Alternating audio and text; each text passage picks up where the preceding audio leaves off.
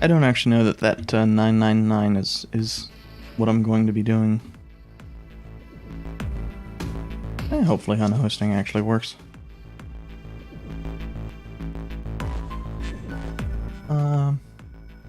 But yeah, like I said, I don't know that Hitman 2 is actually what I'm going to be doing tomorrow.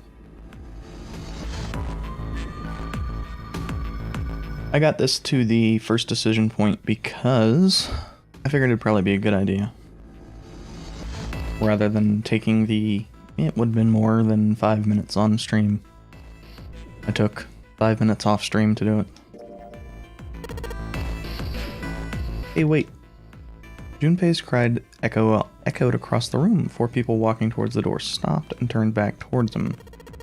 I want to go through door 5, too. Words were scarcely out of his mouth when June spoke up. What? What are you saying, Jumpy? You're going through that door, then I'm going with you. I turned around to look at her. No, you can't. I can't take you with me. Why? Well, you know what's in there, don't you? Are you sure you want to see that? And the 9th man is in there. The remains of the 9th man. June opened her mouth as if to say something. Instead closed it again and looked at the floor. Junpei felt an ache in his chest at her clear distress, but the choice was not his to make. There was nothing else he could do. Junpei turned away from June, doing his best to silence his turbulent emotions. Please, let me go into door 5. This is the original. Seven scratched his head and looked at the young man. Man, now we're right back where we started. You know that. And I'm doing the original because I intend at a later date to do the Steam version to kind of show off the differences, but I don't actually know what those are right now because I've not played it.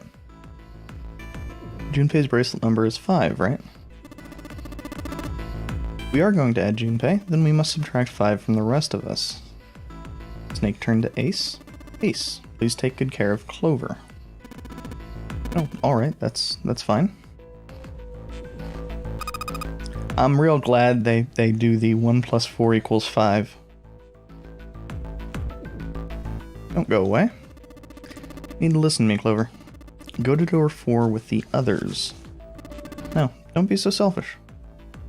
Snake's tone was harsh. Tears welled up in Clover's eyes. She bit her lip and did her best to fight them off. Snake's expression softened and he put his arm around Clover. He held her close and whispered into her ear. You'll be fine. Just relax. Also, I looked over at my OBS when it went dark and I sat there and went, oh, did I forget to change scene again? Looked as though he whispered 2 or 3 more words, but whatever they were, Junpei didn't hear them. Couldn't help but wonder what the other man had said. Snake pulled back from his sister, his eyes kind and inquiring.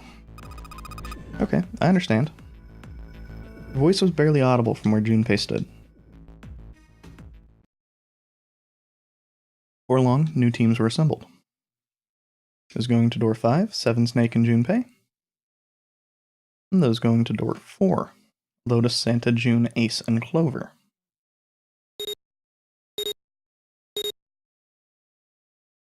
Seven, Snake, and Junpei scanned their numbered bracelets in quick succession. The screen of the red showed 3 asterisks. Alright then, let's go. Junpei glanced around one last time, his hand resting on the lever of the red. Okay, please be careful. Concern was written plainly across her face. Junpei looked her in the eye and gave what he hoped was a reassuring nod. He pulled the lever.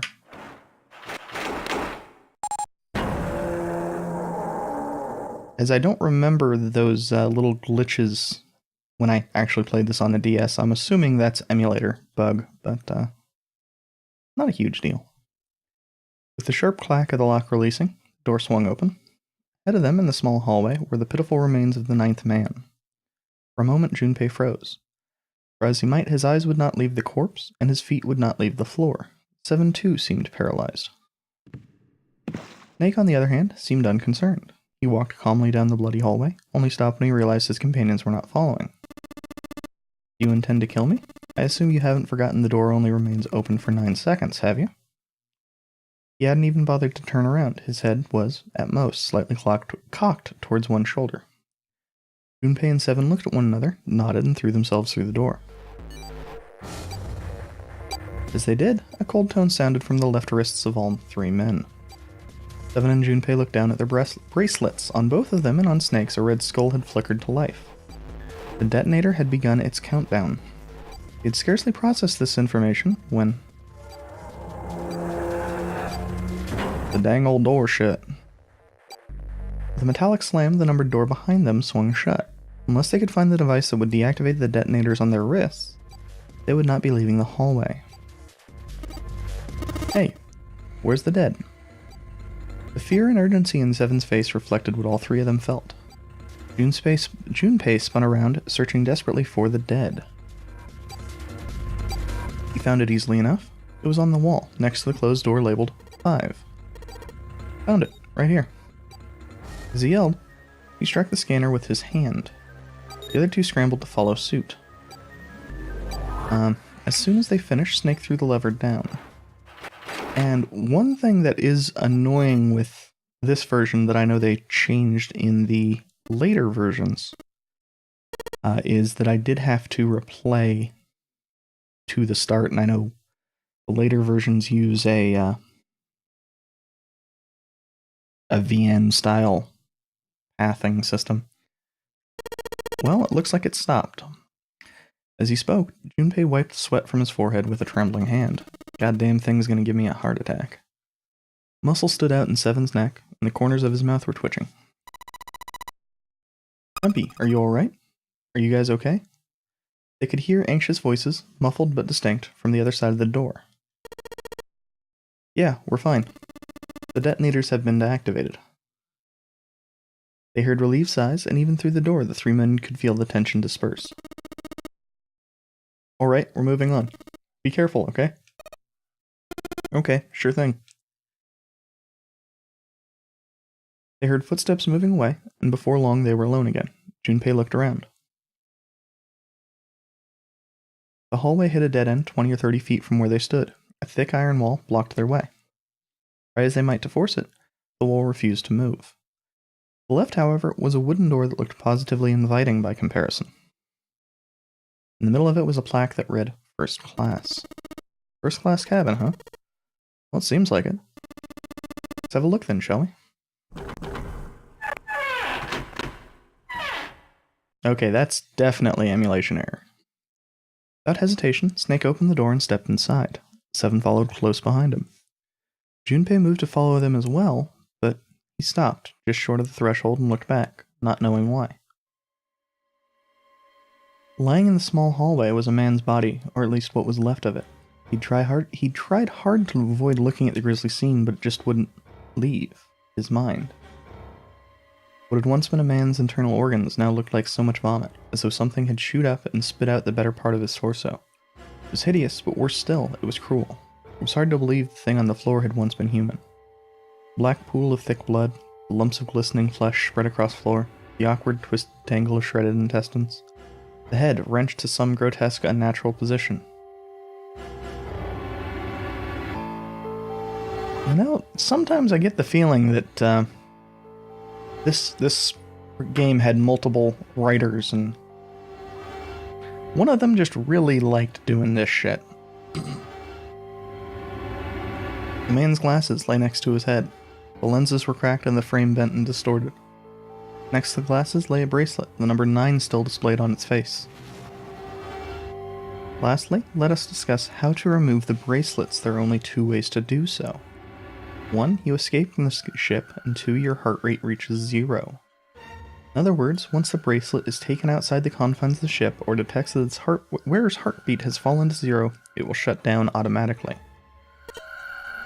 Also, you'd think that bracelet would still be attached to the 9th man's arm. Suddenly, Junpei felt his stomach convulse, and a knot of muscle gripped his throat. He clapped his hands over his mouth and ran to the first-class cabin.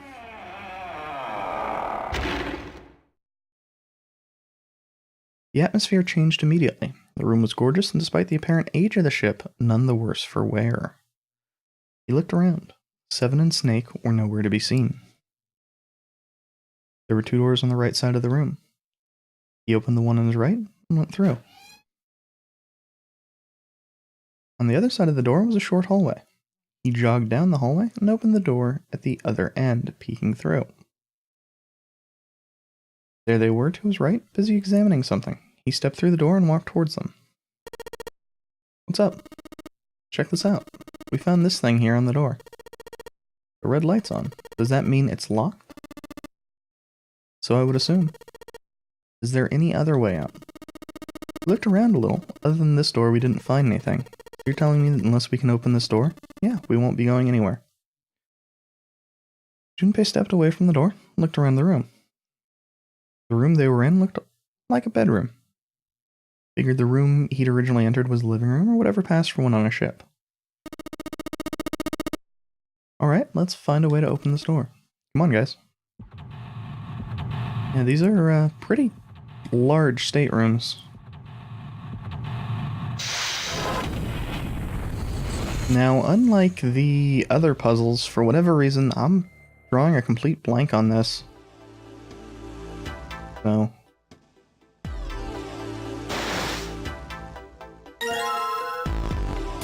okay, so it's something to do with the piano. Took Junpei by surprise. Snake, usually so calm and collected, suddenly began to move. He stared about the room almost frantically, clearly looking for something. No, Junpei thought, not staring. After all, he's blind. Blind or not, Snake was clearly attempting to do something. At last, Junpei could no longer contain his curiosity. What are you doing? Snake waited a moment before answering. I heard something strange. Something strange? Ah, well, never mind. It doesn't seem to be anything suspicious. I don't wish to toot my own horn, but my auditory senses are considerably more advanced than those of most people. I notice even the slightest noises. Right, you gonna tell me you can hear a needle drop from a mile away? No, such a thing would be impossible. However, by listening to the sound of footsteps and breathing, as well as sound echoing off the environment, I can locate most objects. So he's Daredevil. Oh yeah, that's right. When Clover fell on the big staircase a little while ago, you were at her side immediately. That was... yes, I could hear it happening. In fact, I can run quite fast, certainly as fast as you. And should someone attempt to start a fight with me, I am quite confident that I could defeat them. Junpei was somewhat taken aback by this revelation that Snake's, actually Daredevil. He stared at Snake, skeptical. You don't believe me, do you? Care to give me a try? I must warn you, you'll no doubt regret it. Well, I suppose that's enough playing around. Let's resume our search, shall we? With a small, self-satisfied smile, Snake turned and walked away from Junpei.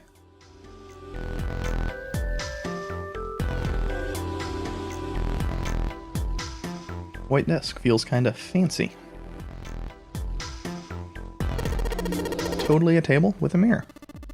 Ah yes, that sort of thing is known as a vanity. Were you aware of that, Junpei? Of course, vanity also refers to self-love, conceit, and narcissism. As such, you can say that every day, when a woman looks into one of these, she's staring at her own conceit and narcissism. Doesn't that strike you as terribly sad? Snake, you're not exactly subtle here. What's this? This isn't a score. Is this a map of the ship? A map? There's a map of the ship here? Yeah. Then I imagine it will prove very helpful. You'd best hold on to it, Junpei. It's now possible to use the map.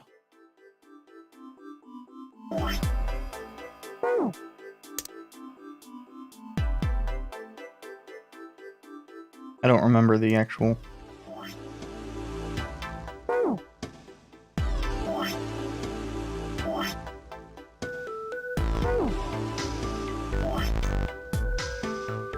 yeah, that's... just so if I do accidentally do something dumb.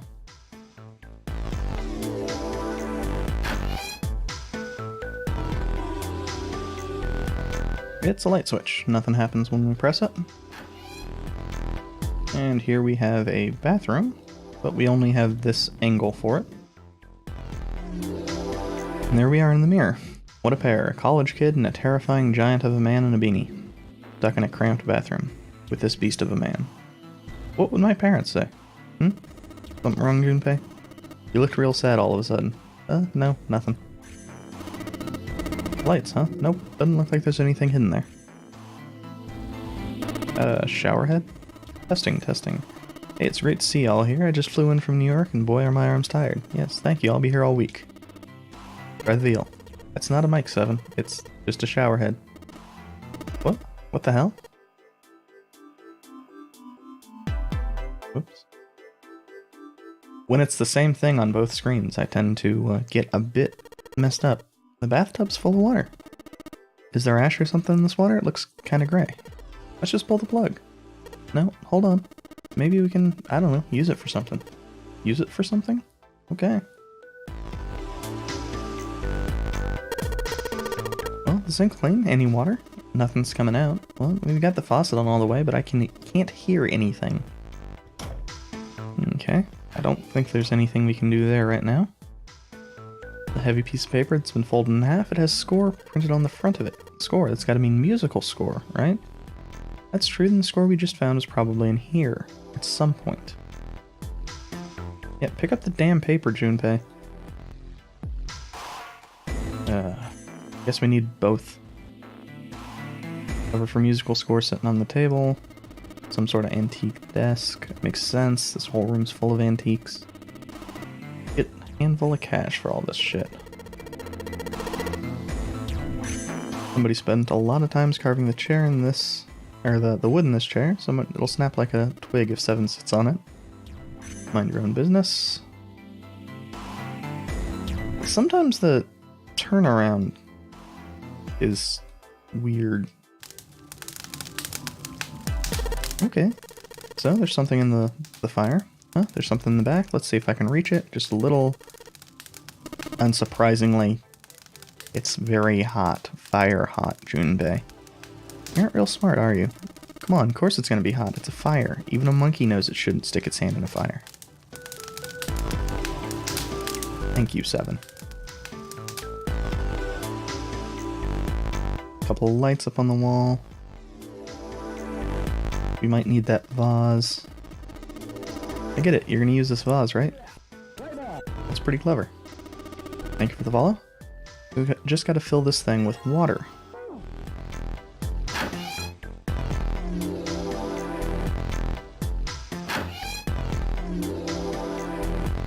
Okay, the toilet part doesn't actually help. Some toilet paper on the wall there, nothing looks suspicious. The toilet doesn't seem to be anything in the toilet or the tank.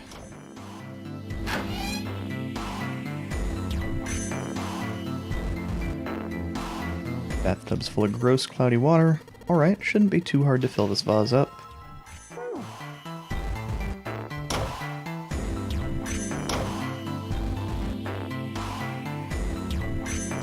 And back to the fire. Alright, time to put this fire out. About time, buddy, let's do it. Here we go. And now we should be able to get the score. Haha, good job. Another success. That fire didn't stand a chance. What was the first success? 7? Alright, I'll just pull this out now. Don't want to get burned, so let's pull down the sleeves.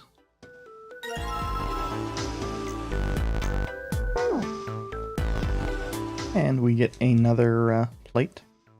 As Junpei tucked the plate into his pocket, 7 cried out and stumbled, his balance lost. He threw out a hand and caught the wall in time to steady himself and avoid the floor. His face was flushed and he looked startled. Hey 7, what the hell was that? Are you alright? Yeah, I'm fine. I just felt a little dizzy, that's all. 7 rubbed a couple fingers across his brow and shook his head as if to clear it. Hell's wrong with me? First memory loss, now I'm getting dizzy for no reason. Memory loss? Junpei couldn't hide the surprise in his voice. 7, for his part, seemed unconcerned. Right, guess I haven't told you, have I? Told the rest of them, but that must have been before you showed up. The long and short of it is I don't remember Jack from before I woke up here. Didn't realize I hadn't told you. Whoa, wait a minute. You're talking about amnesia, right? Yeah, I guess so. Why are you an amnesiac? What happened to you? Really, Junpei? Really? If I knew that, I wouldn't really be one, would I? Oh, yeah, I guess that's true. Junpei paused for a moment and stared at Seven. Are you telling the truth? Huh? Well, you look pretty calm for someone who doesn't remember anything. You've really got amnesia? Shouldn't you be, like, upset or confused or something? Well, sure, I mean, I was pretty confused when I woke up down on D-Deck, but that was a while ago. I had some time to get used to it. After a while, I figured it wasn't worth the trouble of worrying about it. After all, why worry about something I can't change? Well, people usually don't stay amnesiacs forever. I figure it'll work itself out eventually.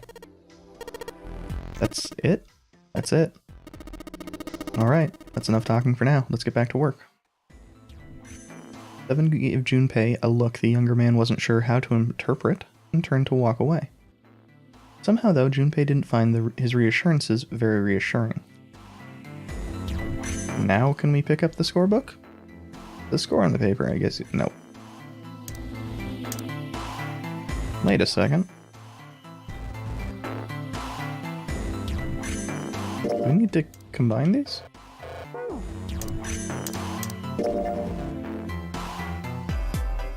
Transparent music score sheet, apparently made from glass. It has a number of A notes on it. Ceramic plate of some kind. It looks like a blank sheet of me. Okay. I still don't really remember the puzzle here, but I think I remember parts of it. Hey Junpei, where are you going? Didn't we come out of that door? Did we? No point to going back there. All that's out there are locked numbered door and a dead body, or what's left of it. Yeah.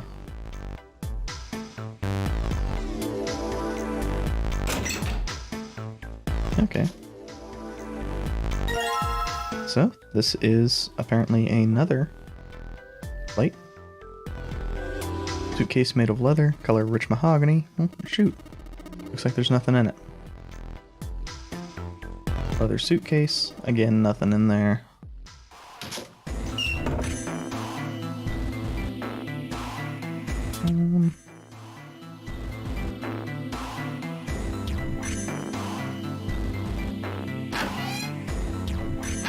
Well, I guess we need to go back to the piano room.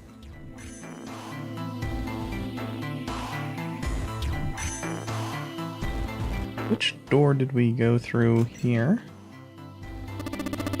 The safe is locked. One of those dial locks. It doesn't have a key, we just need to get the dials in the right place and it'll open. Did you find anything, Seven? Nope. How about you, Snake? Also found nothing. But we don't have a way to open that yet, we'll have to keep that in mind. Something in here. It's another score plate.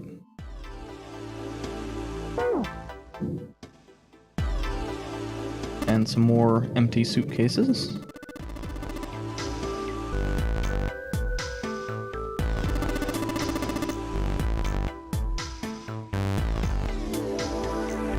I didn't actually mean to click there. I meant to hit back on the D-pad, but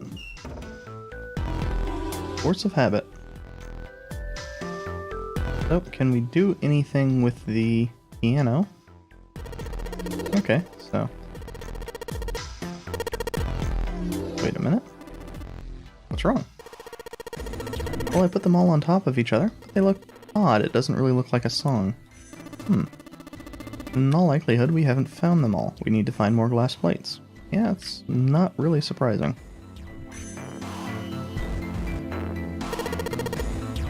Bed with a canopy, seen things like this in movies and stuff, but never in real life. Sure, you don't see too many these days. Can't see the details, obviously, but I imagine it's one of those princess beds Clover's so fond of. Clover wants one of these? Yes. She wants a princess bed. Didn't I say that? You think it doesn't suit her? Yeah, I guess you could say that. Junpei, judge her by appearances, will you? And where you should not. Okay.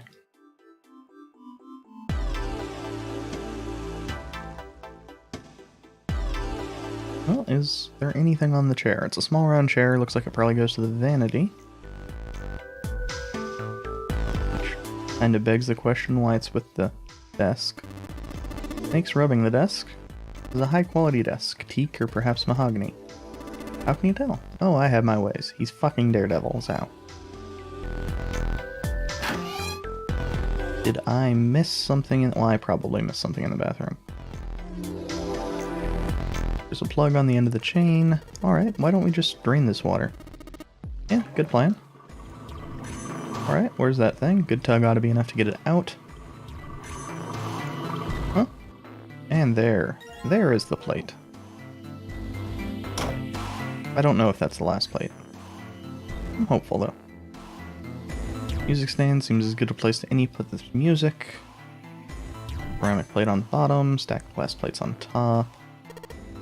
Sweet. Now I can play the music. Yeah.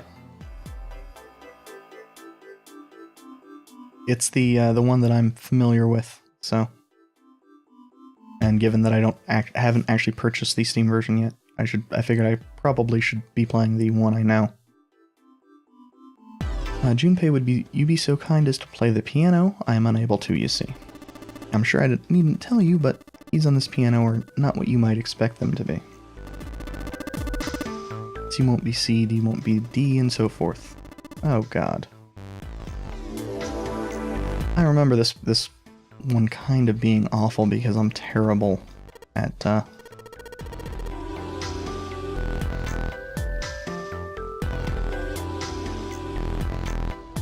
I mean, for one thing, I don't actually know music notation, so.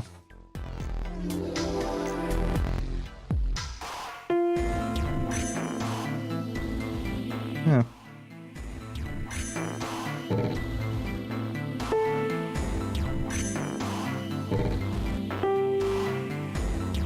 Okay, so it does...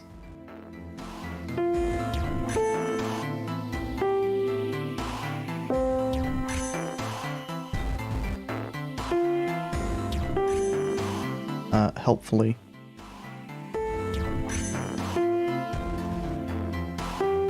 Oops.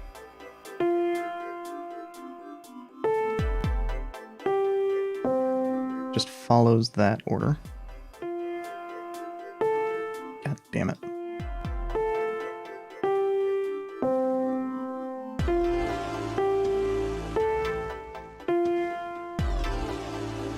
And that's 2 up, so that's the second one.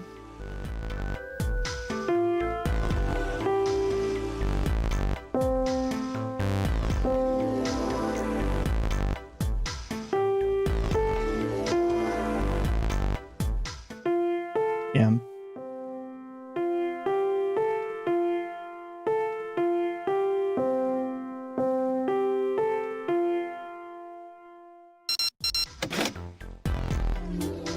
Definitely too dumb to do that at any kind of real pace, so I'm real glad I'm not going to need to replay this.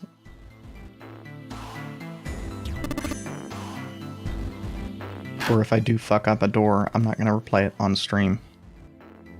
And, bow, be seated. Well, I guess he hasn't forgotten that. At least Snake thinks it's funny. Yes, I suppose that was a classroom bell, wasn't it? I don't imagine that's what Zero was thinking of, however. Oh no, Zero was almost certainly meant to suggest Westminster, not middle school. Westminster? Palace in London that plays host these days to the Houses of Parliament. You've heard of Big Ben, the famous clock tower, yes? Big Ben plays that very collection of notes on the hour. London, capital of England, huh? At any rate, the door's now unlocked. Let's leave this place immediately.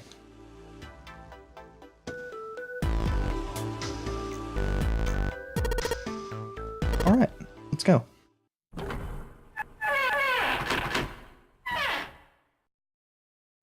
I still don't know why the videos are having emulation errors.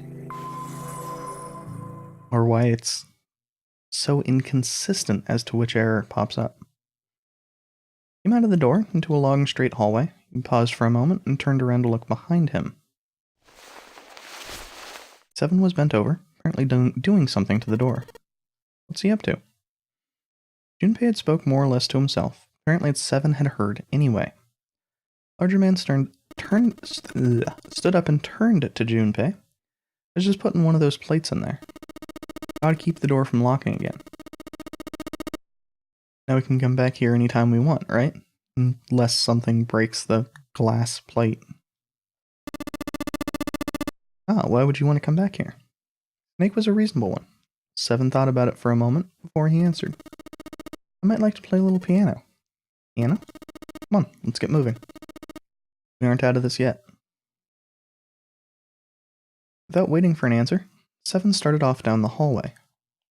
Snake shrugged, sighed, and quietly followed Seven. That's a lie, Junpei thought to himself. He had difficulty enough believing Seven could play the piano. But even if he could, the piano they'd just left was largely useless, the keyboard completely scrambled. If Seven wanted to come back, it was unlikely he intended to do so in order to play the piano. If that was the case, why would he want to leave the door unlocked? It's a Chekhov's gun scenario. I believe this is basically for, as we saw from doing the other scenario, to allow someone to grab the bracelet. Junpei frowned, took one last look at the door, and walked away toward his companions. For some time in the hallway, they emerged into a larger, more open area. A large metal grate like the door of a jail divided it in half. Shook it for a while, but as they had expected, it did not move. Behind the grate were two elevators. From so far away, however, it was difficult to tell if they were still operating. On the left side of the grate was a door. Unfortunately, however, it was locked and refused to open. Junpei took a moment to examine the left side of the room. Next to the wall was a set of stairs leading downward. Standing guard at the top of the stairway was a large iron gate. Foreboding as it was, the gate seemed to be the sort that could be opened, unlike the metal grate that bisected the room. With luck, Junpei hoped he might be able to get it open.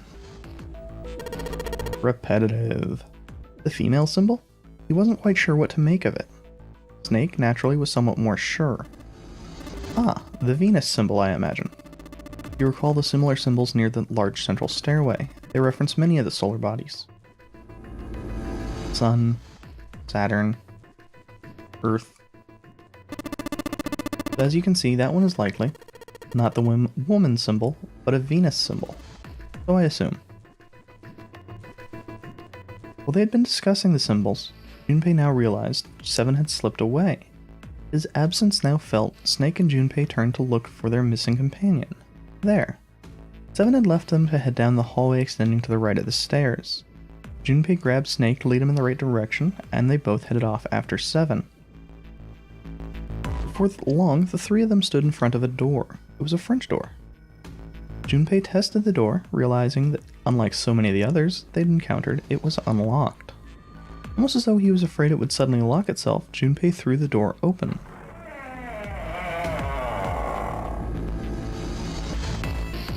Also, that snap back to something that's not pre-rendered is really, really jarring here. He stepped inside.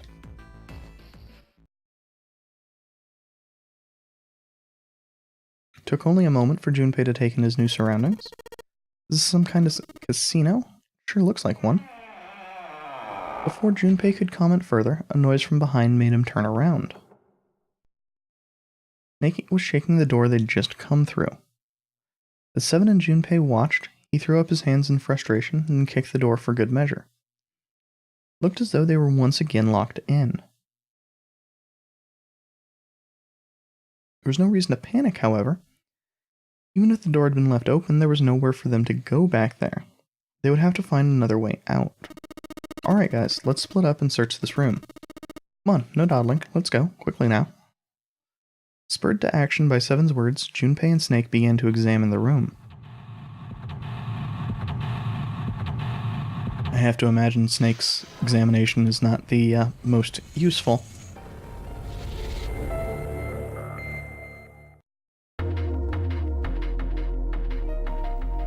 Well, I can see there's something on this card table.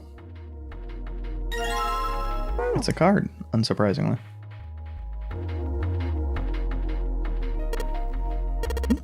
Playing card? Yeah, we just picked one up, Junpei. You can't keep up, take notes. That's a lot of expensive glasses. Even cheap drinks would taste great out of glasses like these. No, they wouldn't. Junpei, I found this on the counter. Feels like a playing card. Well, will you look at that? Someone left a bottle of booze here. Don't 7, don't drink the old alcohol. Glug glug glug. Ah. Oh, that hits the spot. Feels like my throat's burning. Damn, he really drank it. We don't even know how long it's been there. Bottle with some booze in it sitting on the counter. One more sip. I don't think so. Cutting you off, pal. Counter's pretty well polished. Oh, I guess there's... Yeah, those all just lead to the same spot. Some strange looking chandeliers. Kind of like... What? Michelle's Farm Tools, huh? What the hell kind of movie is that? Probably a bad one. Another playing card. Oops. 4 chairs surrounding the square table.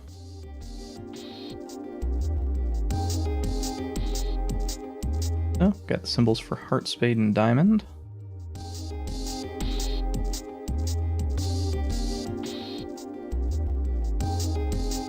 Drawer they used to pick up money, locked tight.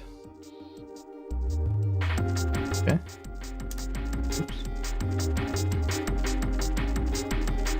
Oh, we need to get the ace, I believe. Or, no, we need to use probably the 9. Attached very well, it seems. If you don't mind, what sort of card is this? It's a playing card. Ace of spades. It says 9. Yeah, it looks like that cover's hiding something. This is the cover, maybe it opens up. Probably does. We have the 7, 5, 4, and 3. Damn it, this isn't exactly working out the way I expected. Locked, isn't it? Is there a keyhole? If there is, I can't find it. Must be some way to unlock it. Let's look around a little more, shall we? Oh, that is a jarring transition. I always dislike the ones where they have a beam of some kind.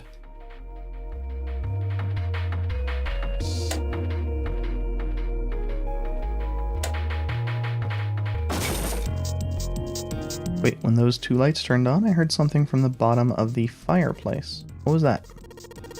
I heard something down there. Okay, so it's spade, diamond, heart. And we get coin bag. I actually meant to examine the coin bag. Whole bunch of coins stuffed into this feller bag. Velour? I think it's velour. Perhaps these coins will allow us to convince the machines to move. Okay, and now we can do... Alright, let's put the coins from this bag in here. What happened?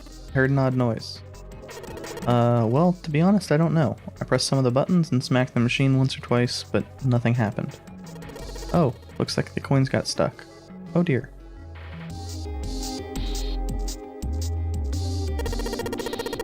Alright, let's drop this coin in the coin slot. Come on, you little bastards, I only need one of you.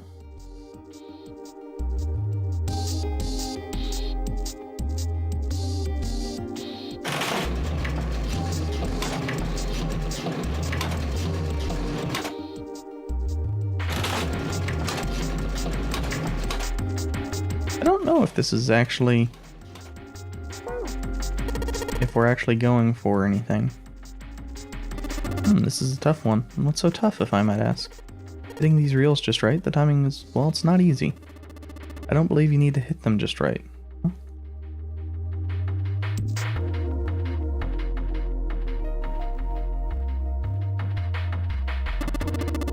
Junpei, perhaps you should be more careful in the future. You got the coin stuck in the machine on the left. Please don't make the same mistake again. That would be bad. I know that. It'll be fine.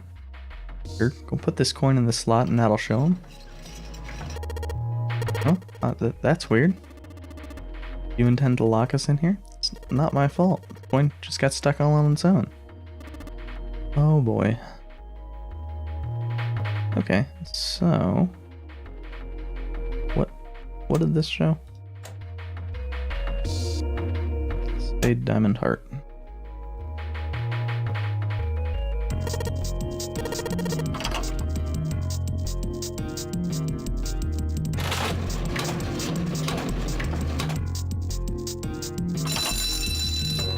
Okay, so I was just doing it in the wrong order. I think I hear something unlocking in there. Impressive, Junpei. It would appear to be unlocked now. Something akin to a drawer in the bottom part of this machine. This is a pickup drawer for the dividend. Probably the lock for the...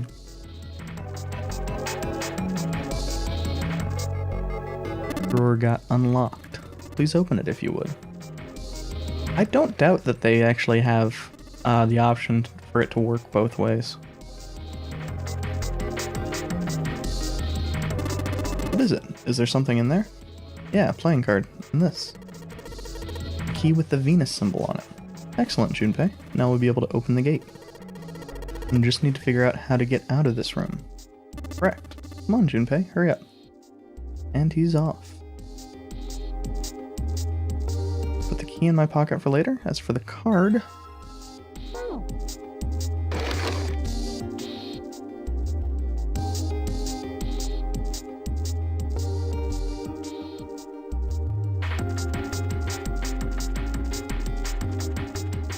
Suddenly, Seven began to speak. Ah, Baccarat. You ever played Junpei? Junpei shook his head. He'd barely even heard of the game. Honestly, outside of James Bond, I've never heard of the game. Alright then, how about I explain the rules to you a bit. See, Baccarat is kind of an unusual game. You got the banker and the player, and the whole point is that you guess which one's going to win. And whether the banker or the player wins all depends on their hands. So each hand's work is different from other games as well. So you take the number from the ones place after you add up the value of all your cards. Whoever gets the number closest to 9 wins. If your number is smaller than your opponent's, you lose. That's it. That's the explanation. Got it? Well, yeah, there's a lot more to it, strategy and details, that sort of stuff. But what I just told you sums the core game up pretty well. Single digit, the sum of all the games you have. Strongest hand is a 9. An honorary game just with cards. Well, okay, it's not additive the way an honorary game is, but...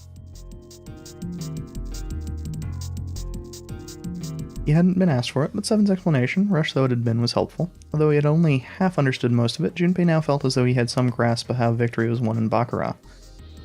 However, Junpei had no way of knowing if the puzzle on the Baccarat table in front of him made use of those rules, and if it did, in what way. No problem, he told himself, he would simply have to try everything he could think of. Feeling more confident, if only slightly, Junpei approached the Baccarat table. Okay, so that's an 8.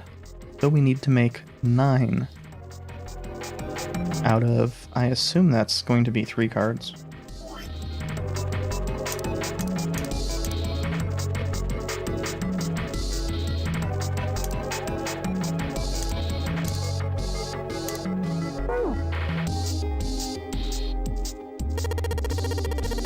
Hey Seven, are we really supposed to play Baccarat? Baccarat the table, what the hell else would we do? Stop worrying about it. It's real simple. What's the opponent's hand? Well, there's an 8 in that glass case. Alright, then that's your opponent's number. If that's the case, what 3 cards do we need to get that number? 3 cards? There are a couple indentations with white lines around them, right? Those mean we gotta put down 3 cards, so... place 3 cards here and defeat the opponent's 8. That's what I gotta do, I guess. Yeah, I think so. Something tells me those aren't the only rules. Alright, let's give it a shot. Before I start, I better make sure I get the rules straight. 3 empty indentations, just gotta pick a card and play it. If I play them in the right spots, something ought to happen. Alright, let's give this a try. So... oh, need to click.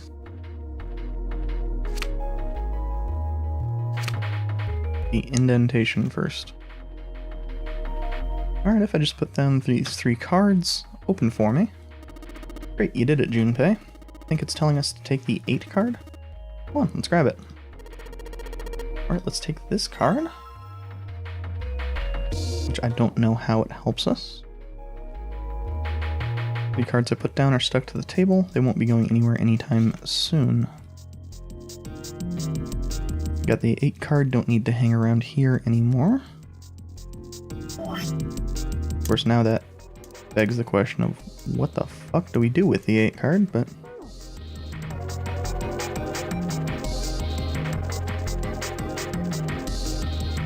think we can do anything here. Here's the card slot. Looks like we need to put a playing card in here. Let's give it a shot. Oh. It was additive. I hadn't been thinking of it like that. Seems we have another device to contend with, yes. 3 slots in this one. Well, we don't have 3 cards anymore. Piece of Spades is stuck, it's on the real good, don't think we can get it off. Can I pull this card out? Of course not. The thing next to it will close if you do. Okay. Oh. Still missing a card. Door's shut tight. Won't open. Square poker table, nothing on it. A lot of glasses.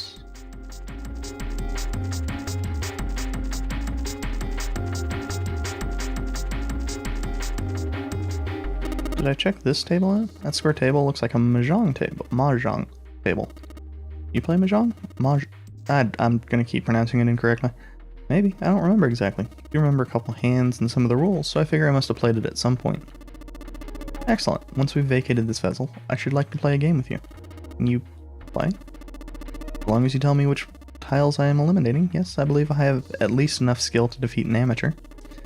However, I must ask you to remove the red tiles when we play. Check out that stained glass. How beautiful. What? Huh? Stained glass is colored pieces of glass pieced together in a frame. As I've said many times before, I need only touch it to know. I can at least discern the basic structure.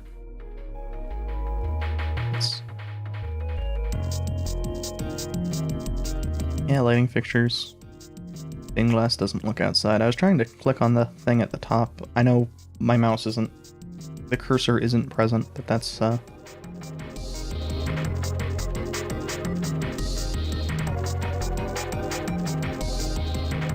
some chairs, seem perfectly normal. Cherry.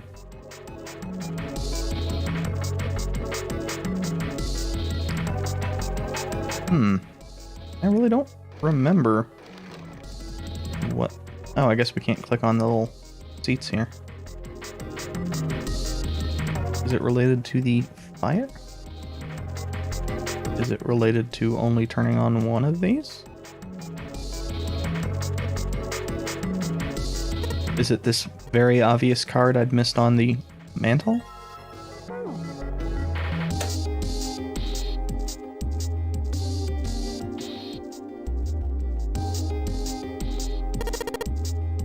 Let's see, 3 slots for cards. There's 9 right below them.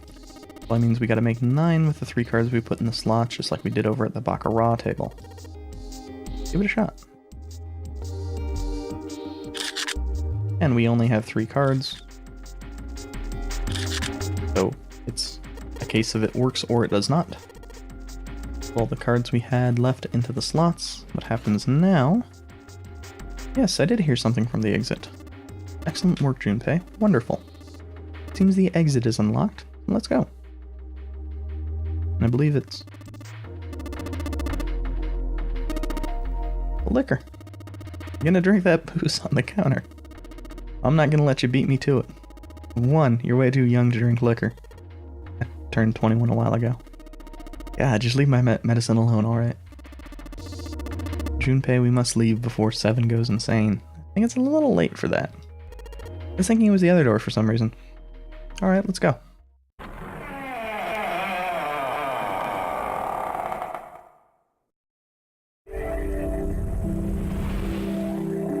The weird thing is I don't remember the double noise happening last time I streamed this. Junpei and his companions ran out of the casino into a large open room. A room, in fact, they'd been in once before. There was little to surprise them there. They already knew what their next step had to be.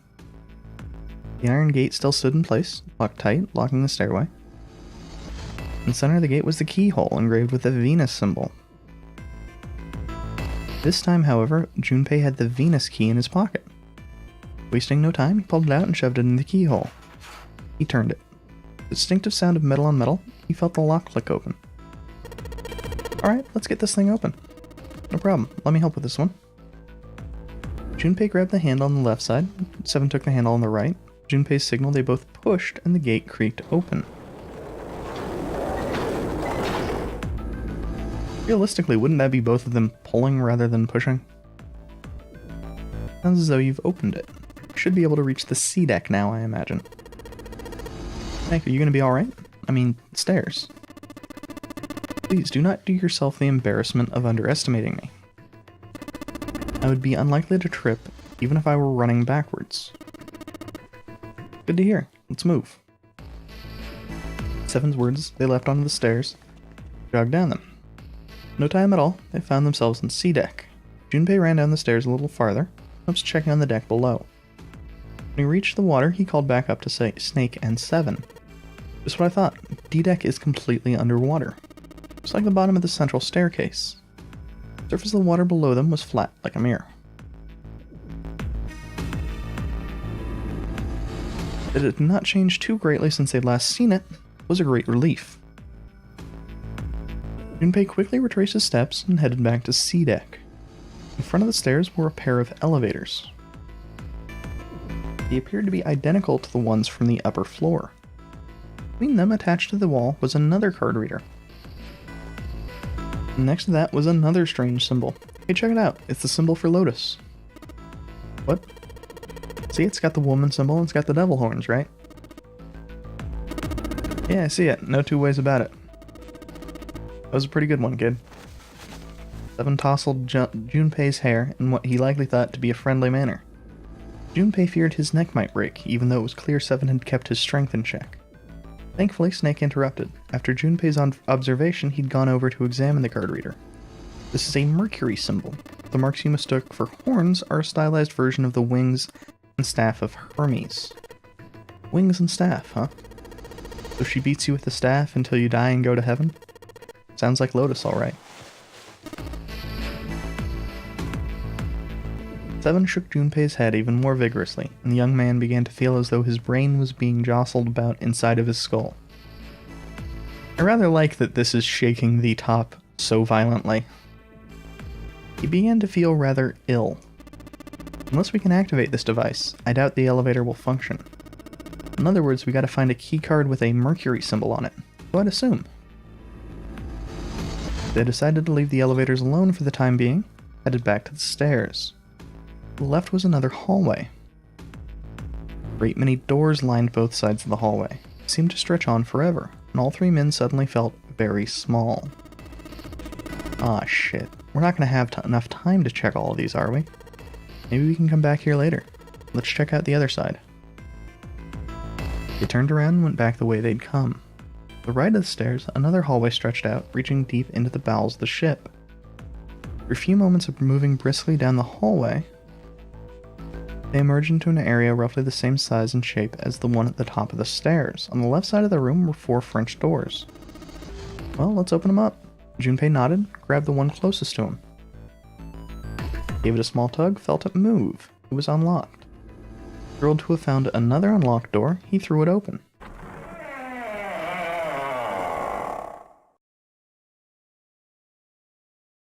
Junpei didn't know what to make of what he saw. And this is where this collides with the room we saw last time. He simply stood, unable to speak. Seven's eyes opened wide, and his mouth gaped. After a few long moments, Seven at last managed to speak. Hey, what is this place? A massive room stretched out in front of them, more a cavern than a room. Vastness was oppressive, and it bore down on Seven and Junpei. It was not empty, however. The entire room was filled with lines upon lines of beds. Simple things, little more than pipes and thin mattresses. Is this a hospital? He'd at last been able to put a name to the harsh scent that pervaded the room. The room was filled with the clean smell of antiseptic solution. In the center of the room were shelves stacked with medicine, and a number of medical devices, the function of which Junpei did not know. More importantly, however, on the back wall of the room were 4 doors. 3 of them were emblazoned with large single-digit numbers made with thick red paint. The door on the left was labeled 3. The second door from the left had no number. The third was given a 7. And the door on the right bore an 8. There could be no doubt they were numbered doors. It did strike Junpei as strange, however, that the door between 3 and 7 should be blank. What, he wondered, could it mean? Let's take a look at those doors. Yeah, good idea. 3 of them threaded their way through the beds, toward the back of the room. On reaching them, they proceeded to investigate each door in turn, but to no avail.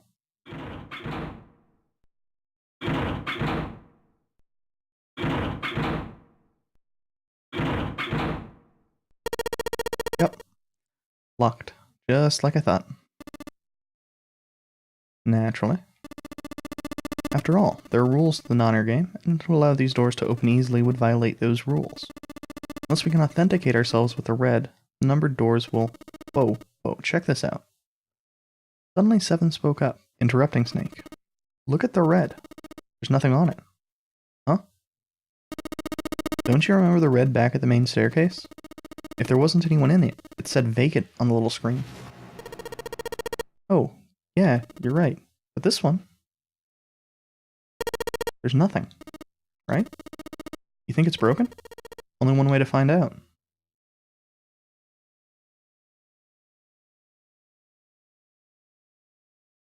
Junpei and the others put their hands on the panel, but nothing happened. The red refused to change. The future also refused to change. They tried pulling the lever, and still nothing. As they soon discovered, it wasn't only the red on door 8 that seemed to be malfunctioning. The red on doors 7 and 3. None of them worked. What, they wondered, did it mean? Gotta be broken. Man, that bastard. I didn't think Zero was the kind of guy who'd screw around with something like this. Whoa, Zero's been prepared for everything so far. You're saying he's gonna make a mistake now?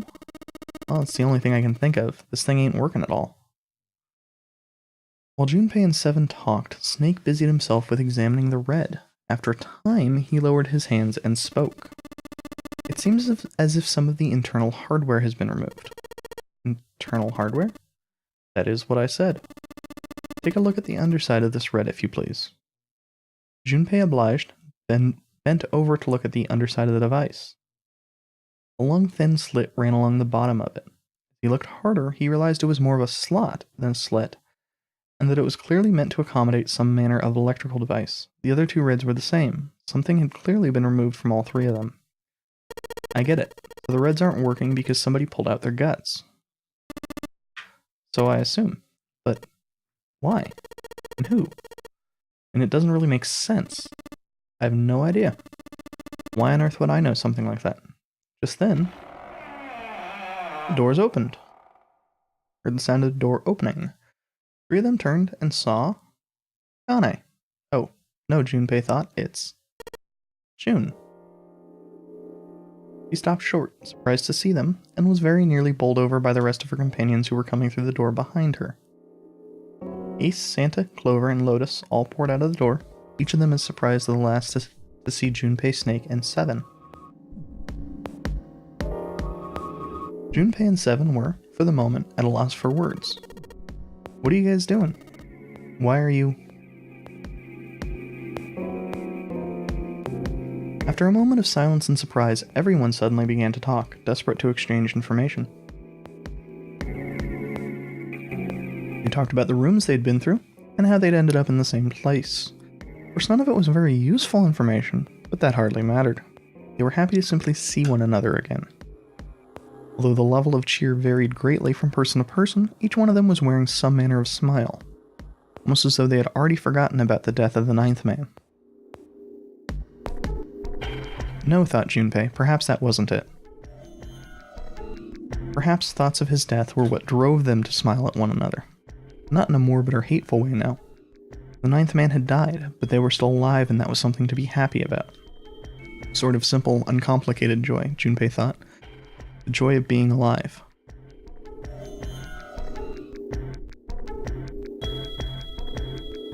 Still alive. He felt sorry for the 9th man, but more than anything, Junpei was just happy to be alive.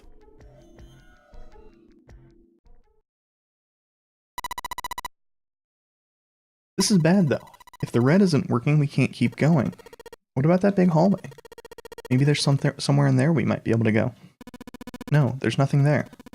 5 of us had a quick look. There were a great many rooms, although none of them appeared to have held patients for quite some time. Patients? You mean all those doors are for hospital rooms? Yes. Apparently they have a number of individual rooms, in addition to this large central room. There was a door down at the end of the hallway too, but it was locked. It had one of those solar system mark things on it. It was the Jupiter symbol. Jupiter. Wonder what it means. Confusion seemed to be the consensus. That reminds me, what's the deal with this big room anyway? What is this thing? Was this some kind of huge passenger ship? No one, not even Snake, appeared ready to offer an answer until Seven unexpectedly spoke up. I bet it's a hospital ship. In fact, it's probably the Gigantic. The Gigantic? Junpei looked at Seven, shocked both by his knowledge and the apparent identity of their prison. He was not the only one. What's the Gigantic? Seven nodded to Lotus and began to speak. The Gigantic? I think I can actually skip this. Claimed that she'd been a sister ship to the Titanic, built in the early 20th century. Titanic had 2 sister ships who were identical to one another in nearly every aspect. Gigantic was said to be one of them, initially intended to be a passenger liner like the Titanic. Soon after the ship was launched, the First World War began.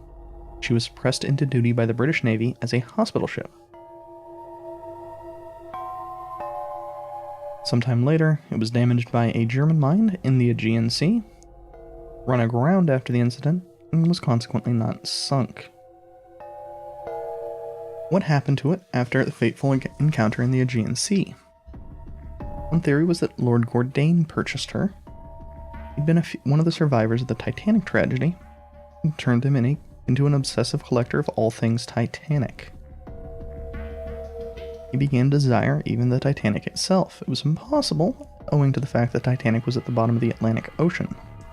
Gigantic, however, had not suffered such a fate, and as it was identical, it caught Lord Gordane's eye.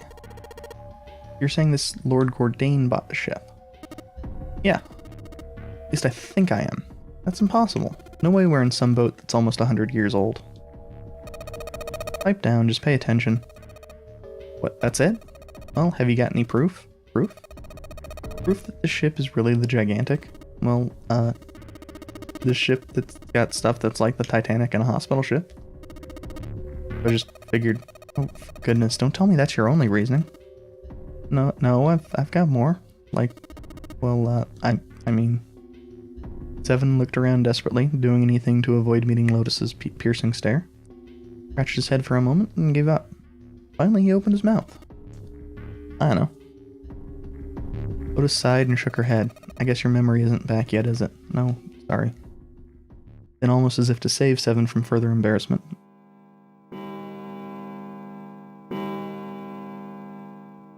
a bell began to ring from far away. It sounded as though it was a clock at the main stairway. Junpei counted each chime carefully.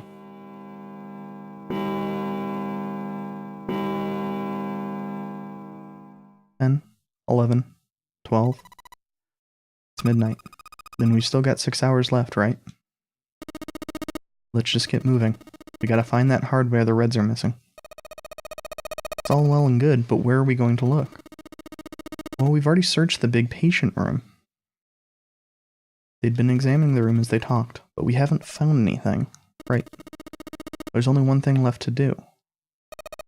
Just one? Well, not just one. Wait a minute. Are you telling me we have to search all of these rooms? We already checked some of them out before you came here, right? We each checked a single room, so 5 rooms in total. Alright, that's 5 rooms we don't have to search.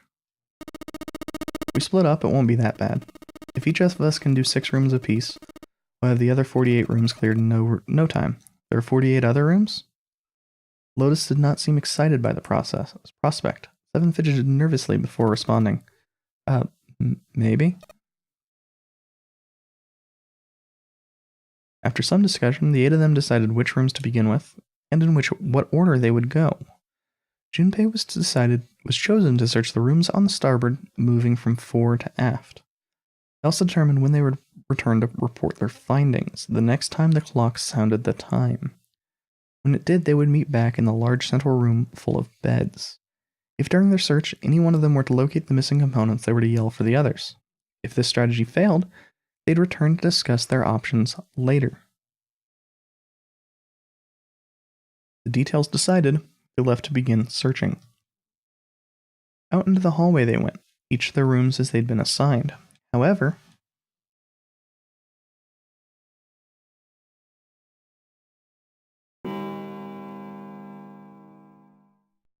from far away, Junpei heard the bell ring. It did so only once. It was 1 a.m.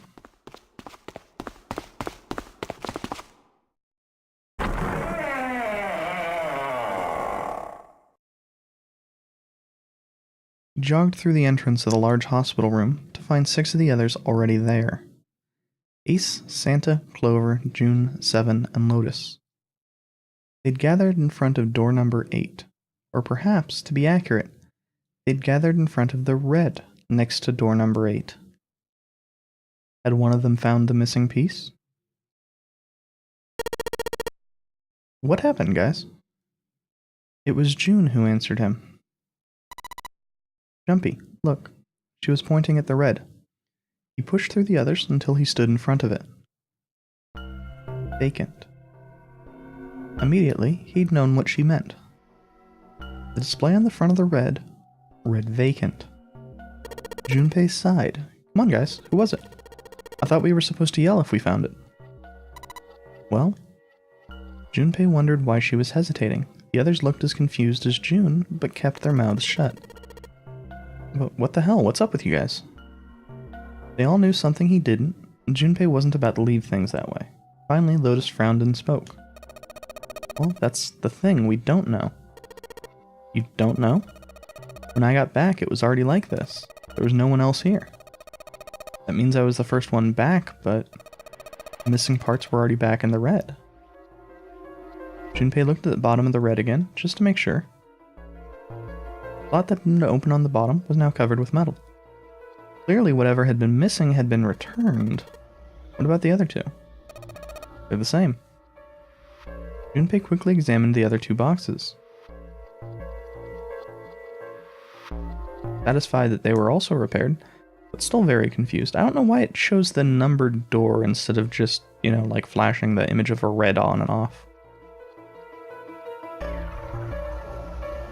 Satisfied they were also repaired, but still very confused, he returned to the others. Alright, I just want to be sure here. Nobody has any idea what the hell happened here, right? Ace and June nodded silently. Seven raised his hand, as if to say, not me. And Santa just shrugged. Only Clover lowered her head and did nothing. Huh? Wait a minute. That was when he noticed. Where's Snake? Junpei swept his eyes across the room a second time, but Snake was nowhere to be seen. Does that mean he found them? I have no idea. There's nothing to suggest it, but nothing to suggest he didn't either. I don't suppose we'll know until we can ask him in person. Well, whatever he did or didn't do, he's pretty damn late. What the hell is he up to? Maybe he's lost. Yeah, well, that seems likely. Dude can't see. I don't know how he gets around in the first place. Clover raised her head. No, that's impossible. Suddenly, she was shouting. Yeah, my brother's blind, but he's got really great hearing. He can get around as well as anyone who can see. Yeah, because he's Daredevil, so he couldn't get lost. That's impossible. Clover had started to shake, and the knuckles of her hand had gone white. And I think this was where I noticed first time the different kind of beeps for their voices, which is pretty well done for a DS game, given that they definitely did not have the storage for voice acting. She spun around, but before she did, Junpei noticed tears welling up in her eyes. I'm gonna go look for him. The words were barely out of her mouth when she began to run. Hey, hold on, Clover, wait. Junpei cried out to her, but he was too slow. She kept going, And before anyone else could react, she was gone. Damn it. What should we do now? Well, the red is working now. No, we're not leaving 2 people behind. We should go look for them. Aw, man, this ain't good. Oh yes, what an excellent idea. We just wasted a bunch of time looking for some pieces of electronic junk. Now let's waste some more by looking for a couple of idiots. And you remain here if you feel that we must, but there's no time. We've only 5 hours left. Junpei and the others nodded to one another and took off at a run.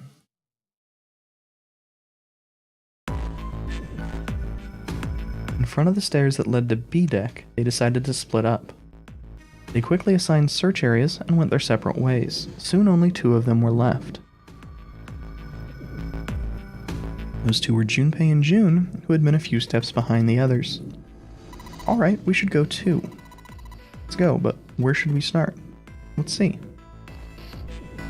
And this is definitely something we saw before. How about the casino on B deck?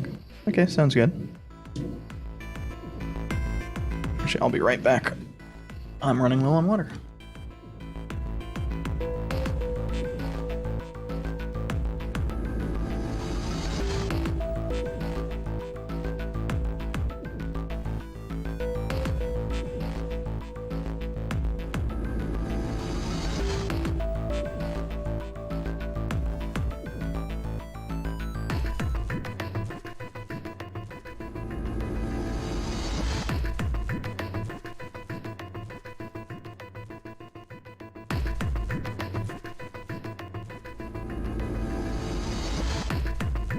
I'd apparently set another glass on a little side table I have.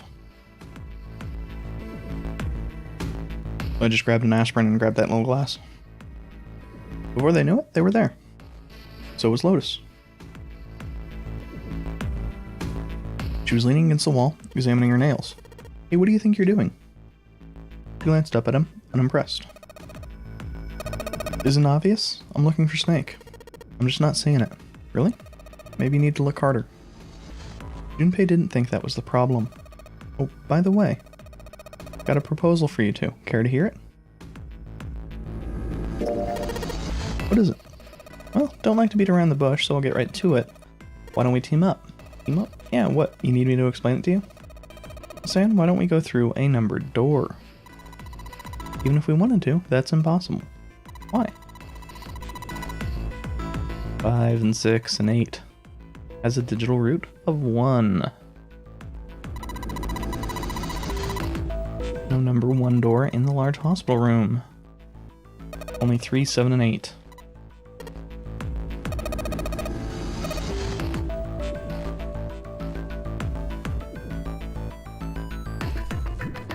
Actually, I think... yes.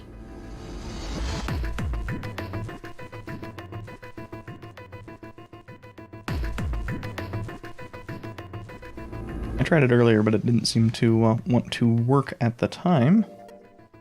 But we're just skipping through the text for now.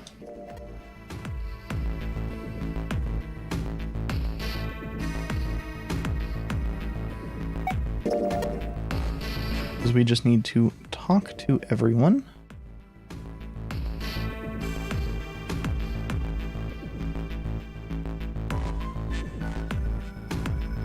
I always forget that there's a text log. And once we have talked to everyone,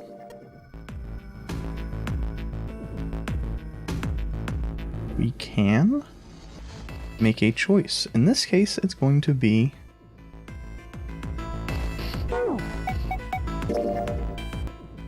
to go through door 8.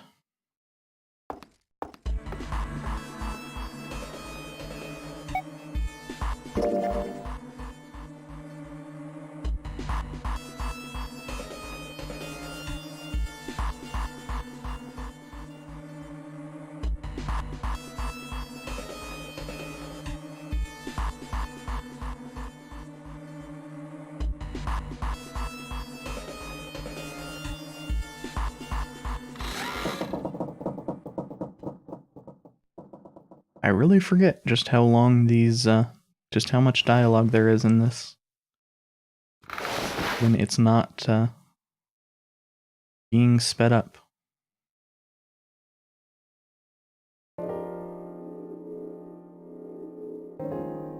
I mean, it is a visual novel. With the other route, we went through door 7. This time we're going to go through door 8. I think I'm going to go with door 8. Okay, 8 it is. Yeah. Alright then, that means June's got to go through 7. What? Why? What?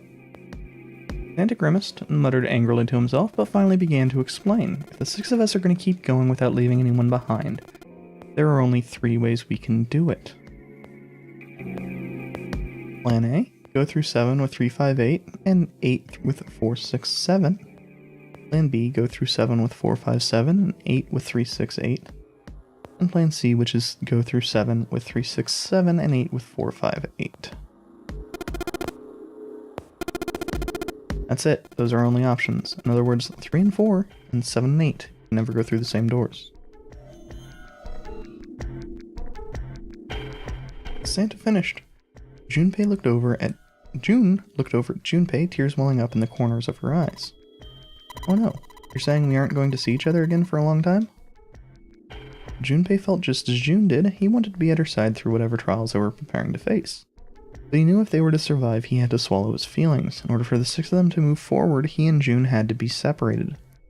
Looked at June, he was scared to lose her, but he swallowed, steeled his resolve, and did his best to smile. Hey, come on, you're making it sound like we're never going to see each other again. We gotta split up, but only for a while. This is just like when we went into the 4 and 5 doors, remember? We got split up then, too, but we all met back up. I'll bet 7 and 8 are just like that. You mean they're connected somewhere? Yeah, probably. Probably? Didn't sound very hopeful. It was 7 that interjected. I'm sure they're gonna connect somewhere. Why? What makes you think so? If they don't connect, neither team can get through door 9. In other words, the game would end right here. Zero's been on top of his shit so far. I don't think he'd blow it now.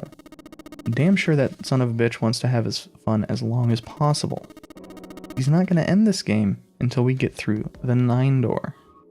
June said nothing. The tears were gone, but her eyes were still sad as they looked at Junpei. He met them, and with what reassurance he could manage, laid his hand gently on her shoulder. Everything's going to be fine. We're going to see each other again, I promise. June bit her lip and gave him an almost imperceptible nod. Yes, promise? Her voice was barely above a whisper. Santa's voice shattered the moment. You guys are done, right? He stretched and continued. Anyway, that's pretty much it. Clover and I will both go into separate groups. I figure I'll take 7 and Clover can take 8. Any problems with that, Clover? Clover looked away and was silent for a moment. Whatever. It was more of a dismissal than an agreement, but Santa didn't seem to care. Alright, we're ready to go then. Let's move. At Santa's command, the group split and headed for their respective doors. Santa, 7, and June walked towards door 7, while Clover, Lotus, and Junpei headed for door 8. For a long moment, they stood in front of the door. Lotus laid her hand against her chest and turned to Junpei and Clover. Are you ready? Yeah. Yes. Then shall we go?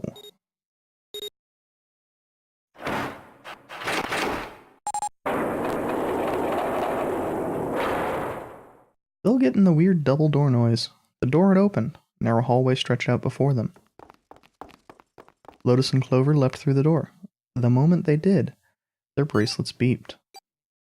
The detonators in the bracelets had been activated. Junpei stepped forward to follow them, but as he was about to step over the threshold, he stopped. He looked to his left, towards door 7. June stood there, a mirror image of Junpei. She turned and looked toward him. Their eyes met. They nodded. Their farewell took almost a second and a half. Then someone took hold of Junpei's arms and hauled him bodily through the door.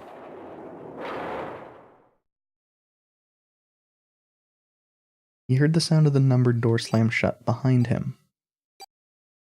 His bracelet gave a cold electronic beep. 81 seconds left. Hurry. Lotus snapped at him and ran to the dead. Junpei and Clover followed her as fast as they could.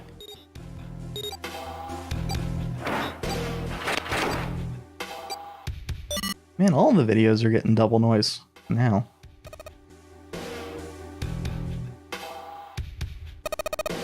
Stopped. Shaking hands, she wiped a few beads of sweat from her forehead. Clover, however, was calm, aloof, perhaps, pointless. She muttered to herself without emotion and began to walk down the hallway, leaving behind a confused Junpei and Lotus. Lotus watched the girls receding back with a mix of frustration and curiosity. What an unpleasant girl. I bet she's not very popular with the boys. Her sarcasm seemed a little more biting than was, perhaps, necessary, but she sighed and started after the younger girl. After taking a moment to catch his breath, Junpei followed. The hallway made a number of turns before at last coming to a dead end. Set into the wall on the left side was a large iron door. For a few moments they stood in front of the door, examining it. Above the door was a plate with the word laboratory engraved on it. Laboratory, huh? That doesn't sound very pleasant. I don't like the look of this place. Me either, but there aren't any other doors. Not like we have a lot of choices. Junpei? Huh? Please, you first. Junpei suspected her politeness was motivated by something other than respect. Junpei muttered to himself and pushed open the iron door.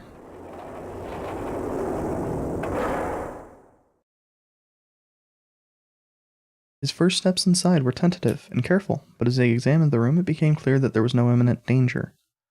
Lotus followed him in, and Clover brought up the rear.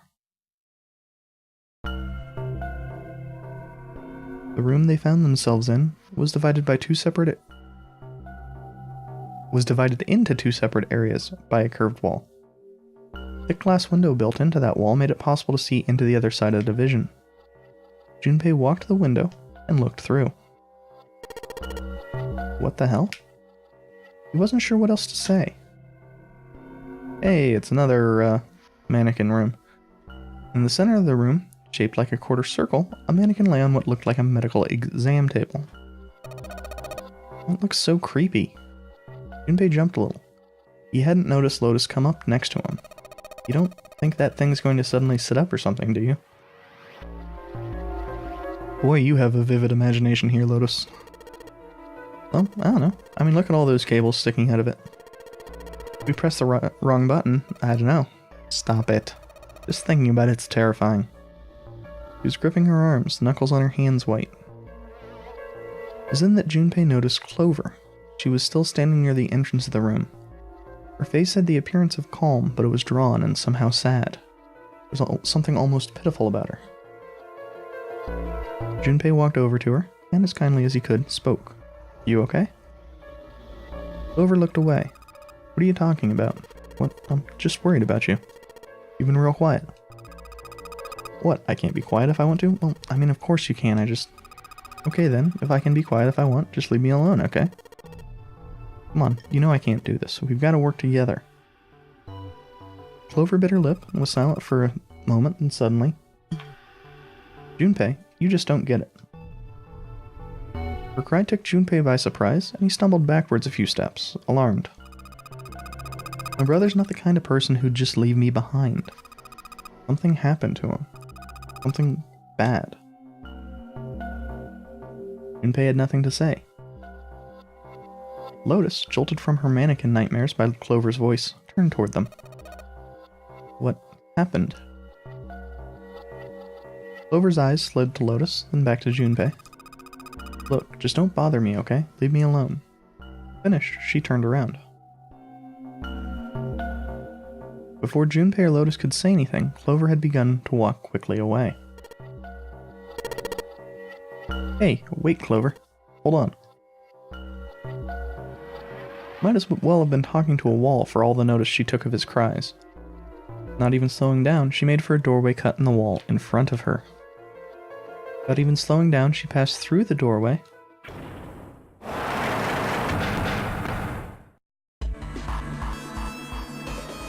And without warning, an iron gate fell from the ceiling like a portcullis, sealing Clover in. What the heck? What's going on here? Clover grabbed hold of the iron bars and shook them as hard as she could. Hang on, I'll get it open. Junpei grabbed the bars and pulled. In a moment, Lotus joined him. 3 of them pulled as hard as they could, but... Damn it, it's not moving. Wait, you just gonna give up? Just like that? No, I'm not giving up. There's gotta be another one of Zero's puzzles. If it is, then there's gotta be a way to open it. Junpei nodded. Just what I was thinking. Now all we gotta do is find it. Lotus and I can look around out here. Clover, you're gonna have to see if you can find anything in there. Oh, yes, I'm on it.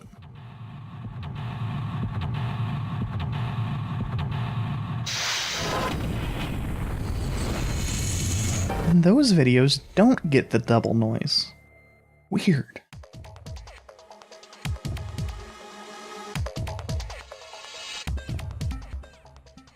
Window made of real thick glass.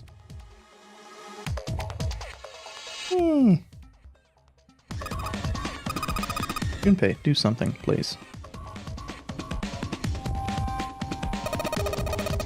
Lockers are a little larger than the ones on top. Anything useful in here? Nope. Oh, hey, one of them opened.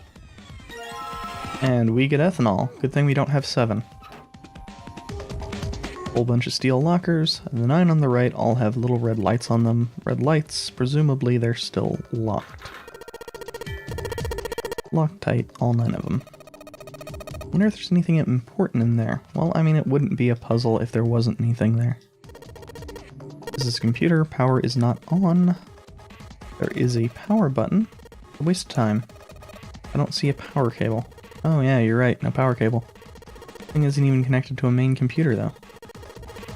Got a monitor, keyboard, and mouse, but that's it. Sticking the power cable in isn't going to do anything. Oh, I don't know about that.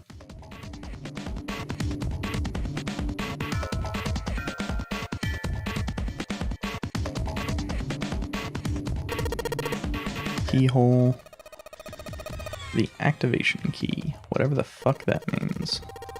I think this thing's supposed to power that machine in the other room. Doesn't appear to be doing that. I wonder how we're supposed to turn it on. Presumably that keyhole. A lot of stuff here. Don't know how we could use any of these. Well, I can say for sure that I do know how to use at least one of these things. Which one? The one on top. I think it's a power cable. Power cable, huh?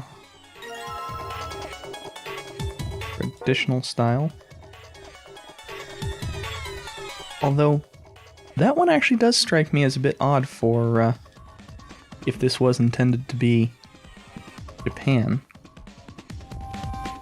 Because that's an American style.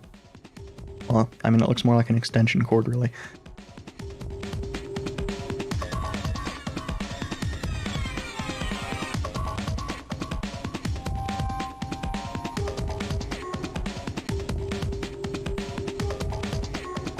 So, plug the power cable into the monitor.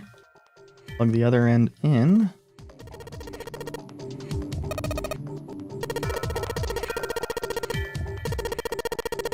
Okay, so it's a 3-prong into a 2-prong. Which actually does make sense.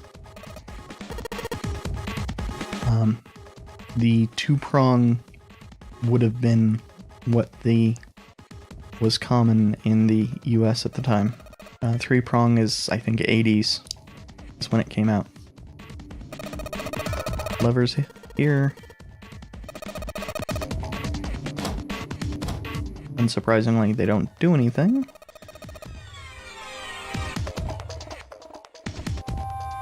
Various pieces of equipment.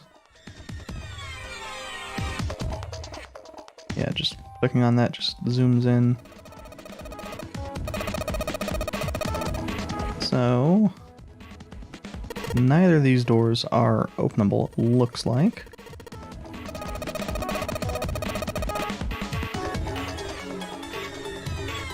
And we look through the window and tell Clover to do something. I don't know what kind of table this is, but part of it's all black, pen lying over here. Someone...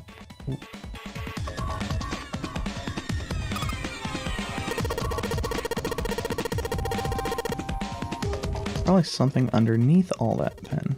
Clover, do you think you can erase it? Yeah, sure. Oh, this is permanent marker. You know how to erase ink from a permanent marker.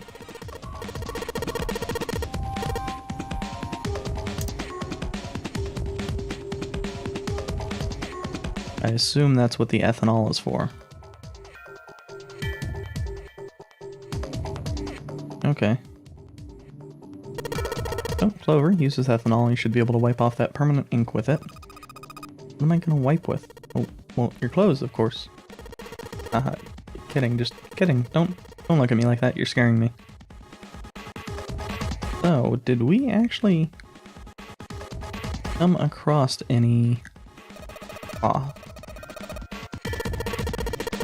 bunch of notes about some kind of experiments, but it's all really technical.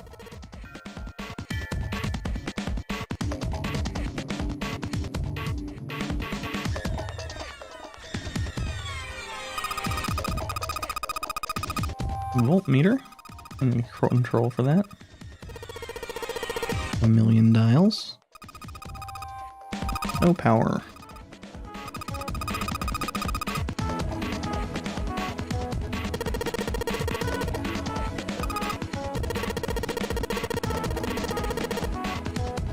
Okay, so soak the cloth in ethanol and then wipe off all of the permanent marker. To get the cloth seems to be having trouble with the bottle of ethanol.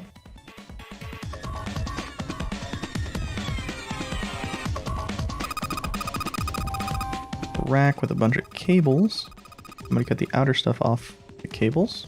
You can see the wires inside. I don't actually know which... Oh, okay, so Junpei, it's working. Wiping the permanent ink off. Some kind of weird drawing under all the permanent ink. What's the deal with that drawing Clover found? Maybe I should ask her to take another look at the table. This is... really tedious. I wonder what this is. A bunch of numbers in some kind of grid. Can't see it from here. Clover, you've got a pen and notebook, right? Could you write those numbers down and hand them to me through the bars? Okay.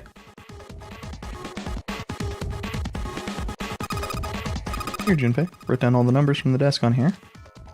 Paper with numbers on it acquired. New material has been added. Why is that in the file screen?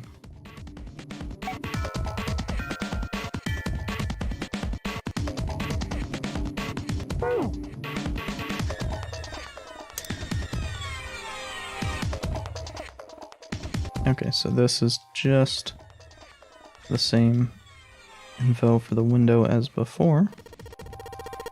Are the power cables? What do you mean? Not especially. If you know where one of the better jokes is, that's fine. But, two of the prongs. You unplug that cable and bring it over here. Okay, but... well, I can unplug it, but it's connected to the main computer. Can't take it over to you. Damn it, that's no good. How about just the plug? The plug? Huh? Maybe more like a connector? The sort of thing that makes the plug with the 3 metal thingies into a plug with 2 metal thingies. Not useless in the slightest. What we're looking for.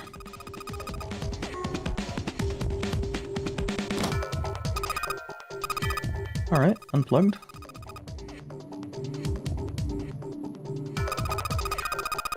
Is this an examination table? A creepy mannequin?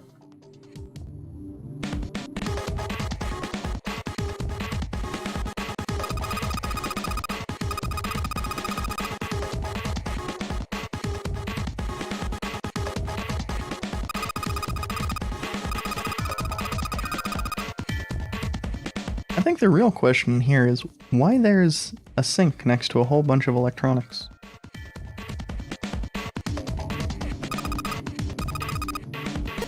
Two-prong plug.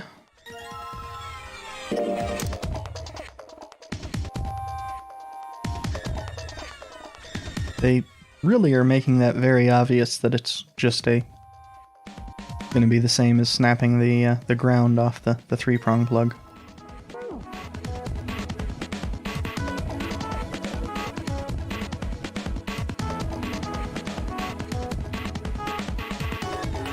Okay, so we got the 2-prong power cable.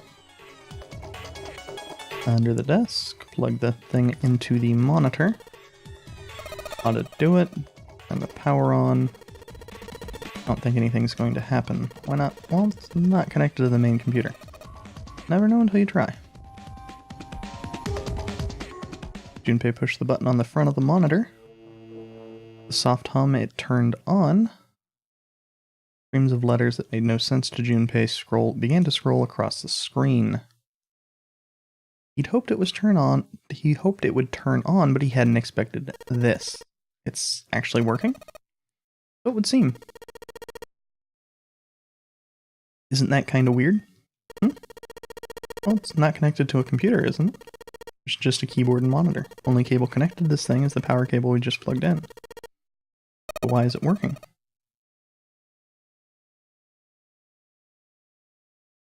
Maybe it's a wireless display. Clearly this was a reasonable explanation to Lotus.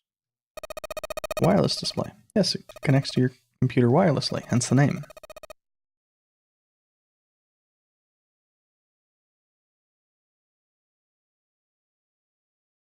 Have you been living in a cave, Junpei? Most certainly had not, but is that normal? Yeah, at least where I worked. They spoke, the lines of letters suddenly stopped and disappeared. The only thing left on screen was the word pass, followed by a colon. Looks like we need to enter a password. Again, there must be a hint around here somewhere. You go take a look. What are you going to do? I'll see if I can do something about this on my own. On your own? Yep, on my own. Lotus pulled over the nearest chair, dropped herself into it in front of the keyboard. For a second, she stared at the screen. She kneaded her hands, knuckles popping, and twisted her back left, then right. Alright, let's kick some ass. Lotus smiled to herself and rubbed her hands together in anticipation. Then, before Junpei had time to blink, she was typing at incredible speed, a quick clack of the keys running together like machine gun fire. What? Junpei was, for once, at a loss for words. Didn't expect that, did you? Of course I didn't. What kind of job do you have? What are you? I'm unemployed at the moment. I used to work for a cybersecurity firm, but I quit. Why? Lotus blinked, huh? Oh, it was just something. She stopped typing for a moment and her face fell. This was not an avenue of questioning to be pursued, Junpei realized, and quickly shut his mouth. Lotus's fingers began to move again, and in a few seconds she was back up to speed. As she typed, more letters and symbols that meant nothing to Junpei began to pour across the screen. What are you doing now? I'm gonna try and brute force it. What? Brute force attack is, well, the short version is that I just attack the thing head on. The long version, without looking up or slowing down, she began to explain. Brute force attack's one of the simplest ways to break a cipher, she told him. It checks every possible combination until it finds the right one. For a complex cipher, it can take a very long time. The thought of doing something like that made Junpei feel tired, but Lotus explained she was writing a program that would run just such an attack on its own, from the password screen. Sure. Not the most elegant solution, certainly, but given the circumstances, there isn't much else I can do. Even as she talked, her fingers never slowed down or missed a key. Junpei couldn't help but feel a little odd.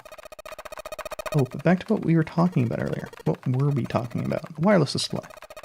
Kinda strange if you think about it, isn't it? How do I put it? Well, let's say you write a program that calculates an addition problem for you. Alright? So you enter 1 plus 1. The screen will show you 2. Isn't that strange? No, not really. Oh, come on now. Of course it came in like you would think it's strange. You said so just a minute ago. You're just not getting it, are you? Who calculated 1 plus 1? The main computer, right? You said it's connected to the monitor wirelessly. Yeah, but someone who grew up in a cave wouldn't know that, right? They'd probably think that this thing here, the monitor, is doing the calculating. Once they've decided that, they'll start examining this monitor. They might poke the screen or something. Ah, I see. The color changes when I press it here. And they might investigate the hardware on the inside. Ah, I see. So this wire supplies power. Eventually they might even cut the wires. Ah, yes, just as I expected. When the wire is cut, no results appear. Therefore, it must be this device which does the calculations. But the truth is that, just like you said, the computer is doing the calculating. These cave people wouldn't know that. They have no idea that the monitor and the computer are connected wirelessly. Lotus continued to type. Junpei scratched his head. So, what are you trying to say? Nothing, really. It's just, I thought maybe, what if the relationship between human beings and our brains is like that? Huh? Let's say you stick a bunch of electrodes into parts of the brain. Scientists examining the signals they send out might say, interesting, so stimulating this part of the brain causes this person to see colors. That must mean this neuron cluster controls that function. Okay, let's see what happens when I cut out this part. Ah, just what I thought. Cutting off this part causes that function to cease. Therefore, human thought processes must occur in the human brain. You get it? Just like this monitor. Maybe the brain is just an output device, like this monitor. Maybe your thought processes are actually occur somewhere else in a main body. We just don't know it. We never even think about it, just like those cave people wouldn't know about wireless communications. We can't imagine that there's some unknown medium that transfers information into our brains where we experience that information as thoughts. Junpei didn't say anything, not so much because he had no retort. No, her argument just seemed silly, and he was a little surprised to be hearing something like it from someone like her. Brain's just an output device? Human thought actually occurs somewhere else? Did Lotus really think that, he wondered. It was a little creepy, Junpei thought. It sounded altogether too much like a bizarre, cultish religion. Maybe that's the cause of Seven's amnesia. Oblivious to Junpei's increasing discomfort, Lotus continued. If memory is actually stored somewhere else in some sort of main body somewhere, maybe he hasn't forgotten anything at all. He's just having a difficult time accessing his memories because the monitor, his brain, has been damaged. I suppose that would explain aphasias and blindsight too. Perhaps they actually can speak or see. The monitor just isn't functioning properly. I guess people with prosopagnosia could be suffering from the same thing. Wait a minute, what?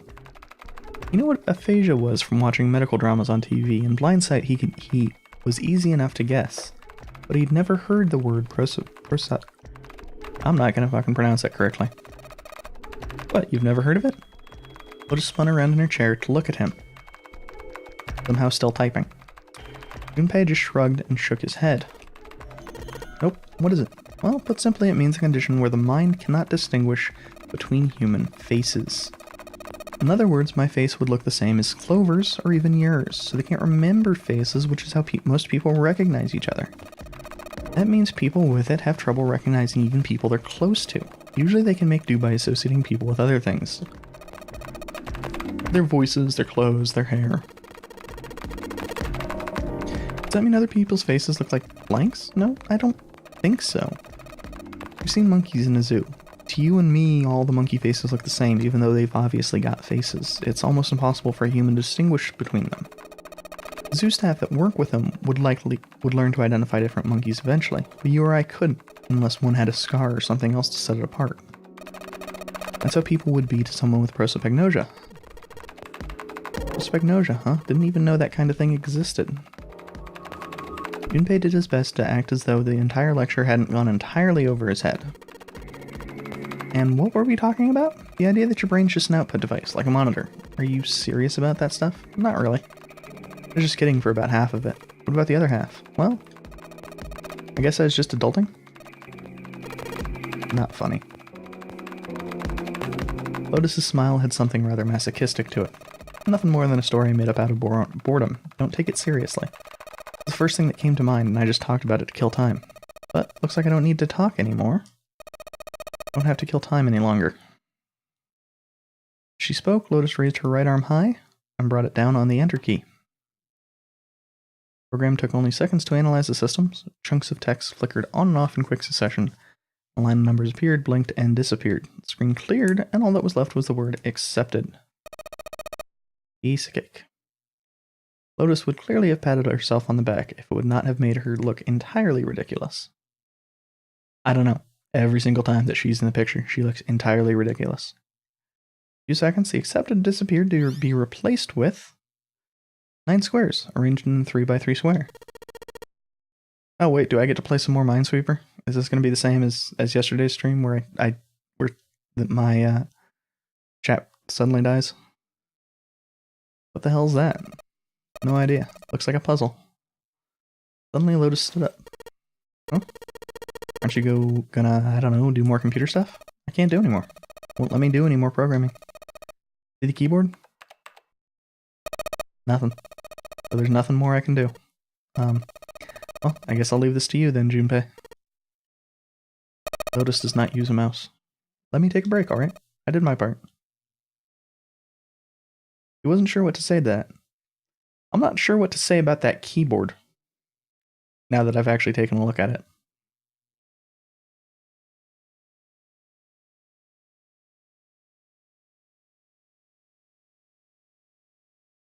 She certainly had done her part. In fact, without Lotus, they probably would have run completely aground. Shouldn't rely on other people so much, Junpei thought to himself. From here on out, he told himself, he would rely on no one else. That kinda does not work in the Nonary game. Junpei crossed his arms and stared at the puzzle shown on the screen.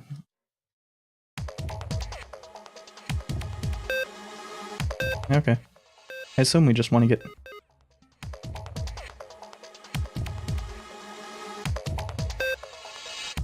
Okay, so yeah, so we just want to get them all...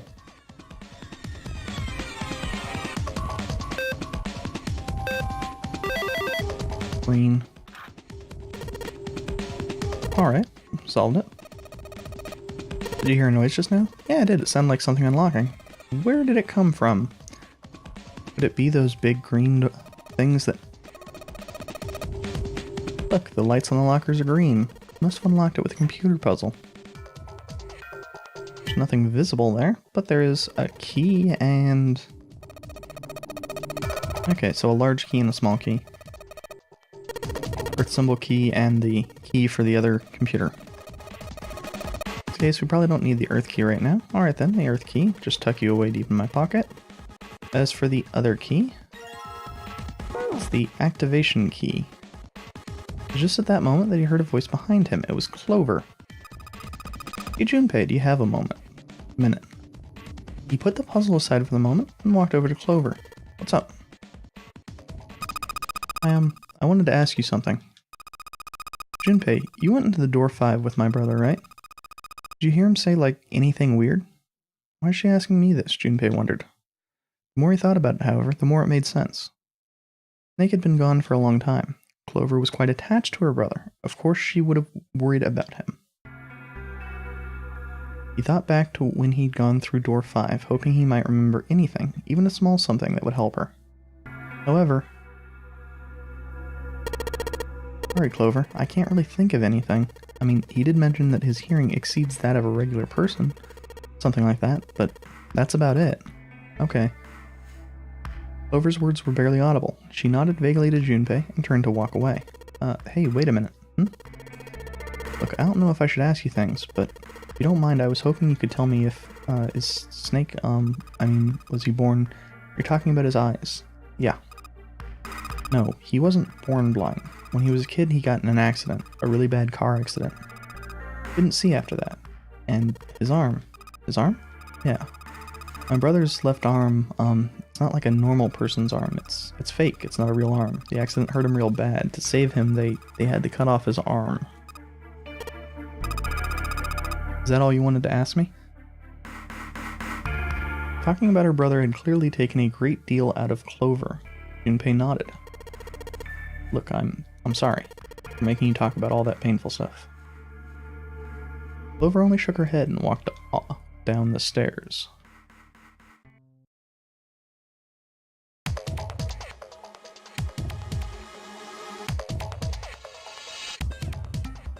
So, now we need to activate this. This key, a shapeshifter, makes it seem like it goes to this machine. Alright, I'm turning it on. Okay, the monitor's on now. It's full of letters. Very bright green. Showing some kind of warning. Power restored to experimental device. Emergency system will activate in the event of abnormal subject behavior. Typing on this keyboard isn't doing anything.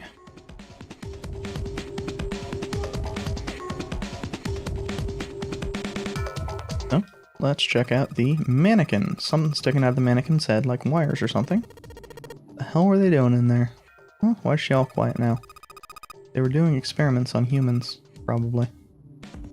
Oh man, now she looks sad. Junpei, this thing in here is on now. Yeah, it's because we activated the power over on this side. Did you play with it a little? Okay, yeah. I'll turn this dial here. Turn, turn, turn. Don't think it's worth it. Nothing happened. Maybe she missed something. Should ask her to look around the room again. Well... the rack. Is there anything on the other table? Maybe it's the mannequin? Can't really see it from here. Looks like there's a bunch of electrodes sticking out of its head. Maybe it is the monitor, the other monitor. Or the water, or possibly the...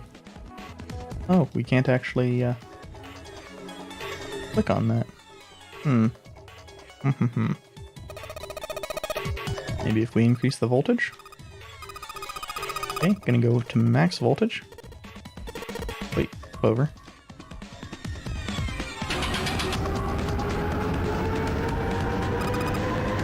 What?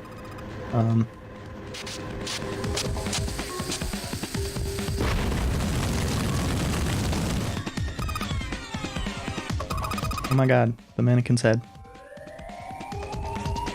Oh, that sounds like a fire alarm. What the hell? Fire detected. Fire detected. The emergency system will be activated. Evacuate the room immediately. Good job, Clover. Damn, the gate's still shut. Clover's on the other side of the gate. He's in pretty bad shape. What are you doing, Junpei? You need to save Clover now. Well, I don't think we can actually get a game over here, but just in case. Because I know I'm going to be doing things about as dumb as possible. Oh, yeah, it would be over here, wouldn't it? Hey, the screen's all red. Malfunction has been detected. Experiment discontinued. The emergency system has been activated. Oh, the key? Maybe. Damn it, I meant to click on the keyboard. Apparently the emergency system's...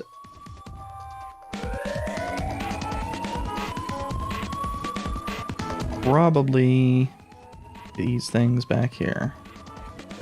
Or not. Oh, hey. Why are those doors open now? Yes, it's green. Emergency system has been activated and disabled the lock. Now we can save Clover. Junpei. Come on, kid. Jump. She's safe. Oh man, that smoked some serious business. Time to close the door again, I think. Clover, are you okay? Are you hurt? She's coughing so hard she can't even talk. Of course I'm not alright. The hell took you so long, you big jerk? I was almost dead. Sorry, I was going as fast as I could. You two can do this later. Right now we need to get the hell out of here. Fire's not going to stay in that room forever. Actually, with that door... although... that might get through the grates, but I kind of doubt that it really would. Smoke would get through the grates pretty easy. Junpei, Clover, and Lotus leapt out of the laboratory, slamming the door shut behind them.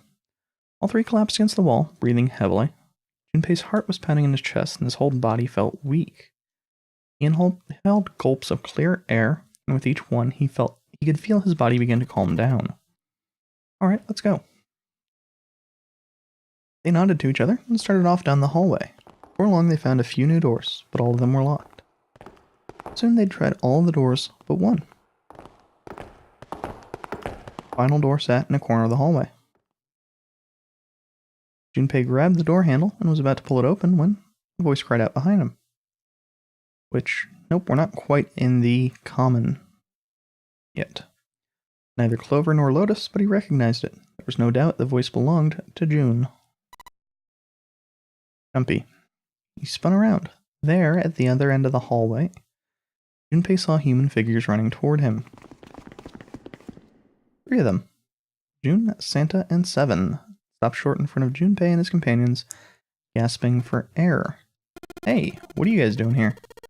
What? But we didn't... Before he could finish, Clover spoke. Guys, could you come over here? She was standing near the end of a small hallway that branched off to the right.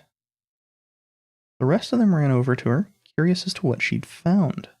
Something on the wall at the end of the hallway. A map of the ship's interior. It said Sea Deck up in the upper left corner. Most likely they assumed it was a map for the floor they were on. Door 7 and door 8. The map confirmed what they already knew. Both doors eventually led to the hallway where they'd found themselves. In fact, yeah, isn't that what I said? Till we find that 9 door, 0 ain't gonna split us up. We might get separated for a little while, but we'll see each other again. Otherwise, we can't open door 9. That's how the nonary game works. Junpei looked at the map of the ship's interior again. He looked more closely to his surprise and excitement gave way to weariness. One by one, the others saw what he had seen. As one, they all moved back toward the door Junpei had only a moment ago been ready to open. Pulled the map of the ship's interior off the wall, put it in his pocket, and followed the others. 6 of them stood in front of the door, arrayed in a semicircle. Santa stepped forward, took hold of the door, and spoke without looking back at the other 5. Ready? I'm gonna open it. They nodded their silent assent.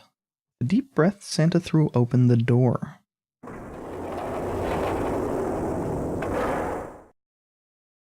And now we should be back into the...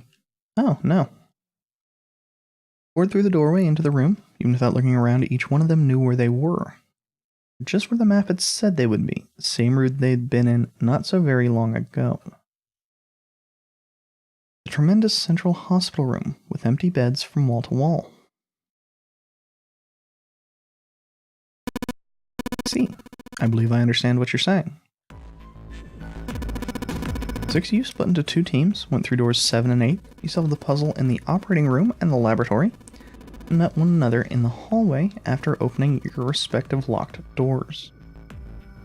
He looked like anyone might, after only just waking up, but he seemed that his brain was working as well as ever.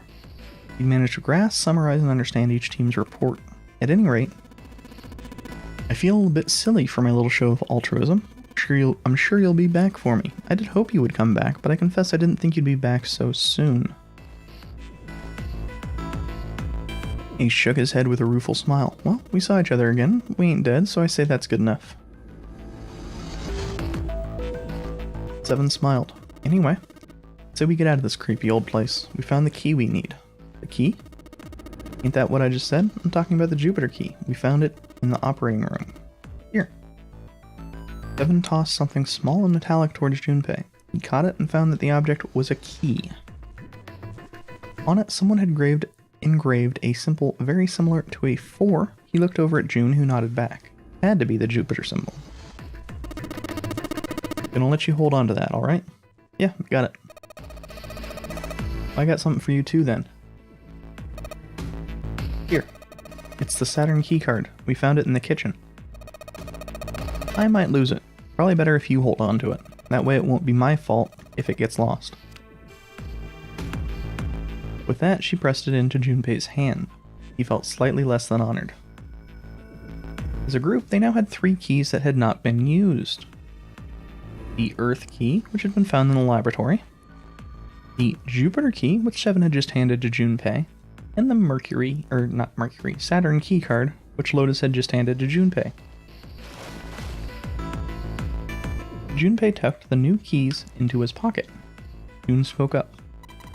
The Jupiter key is supposed to be for the door at the end of that long, straight hallway, right? Yeah. Okay, so now we're back at the common. And I am going to speed through this.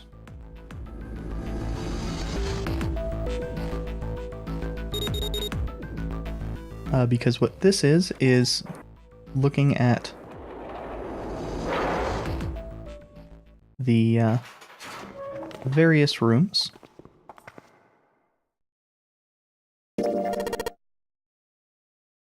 Checking out where the various doors lead. And it is to 3 additional doors.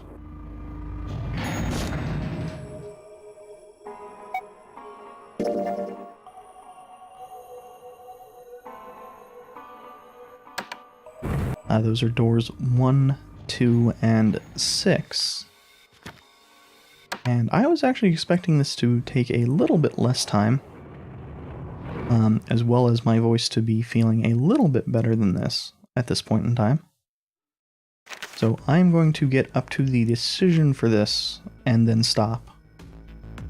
Which, really, given that I'm just skipping through this, means that for all intents and purposes, this is it for the stream. Thank you for watching, and I'm going to be back with more of this probably next Wednesday. I think I kind of prefer Wednesday for this than the Friday that I had been doing. But I mean, I hadn't done this for like 2.5 weeks anyway. So let's switch that over to the scene. Oh, thank you for watching, and I'll be back with more of this next Wednesday.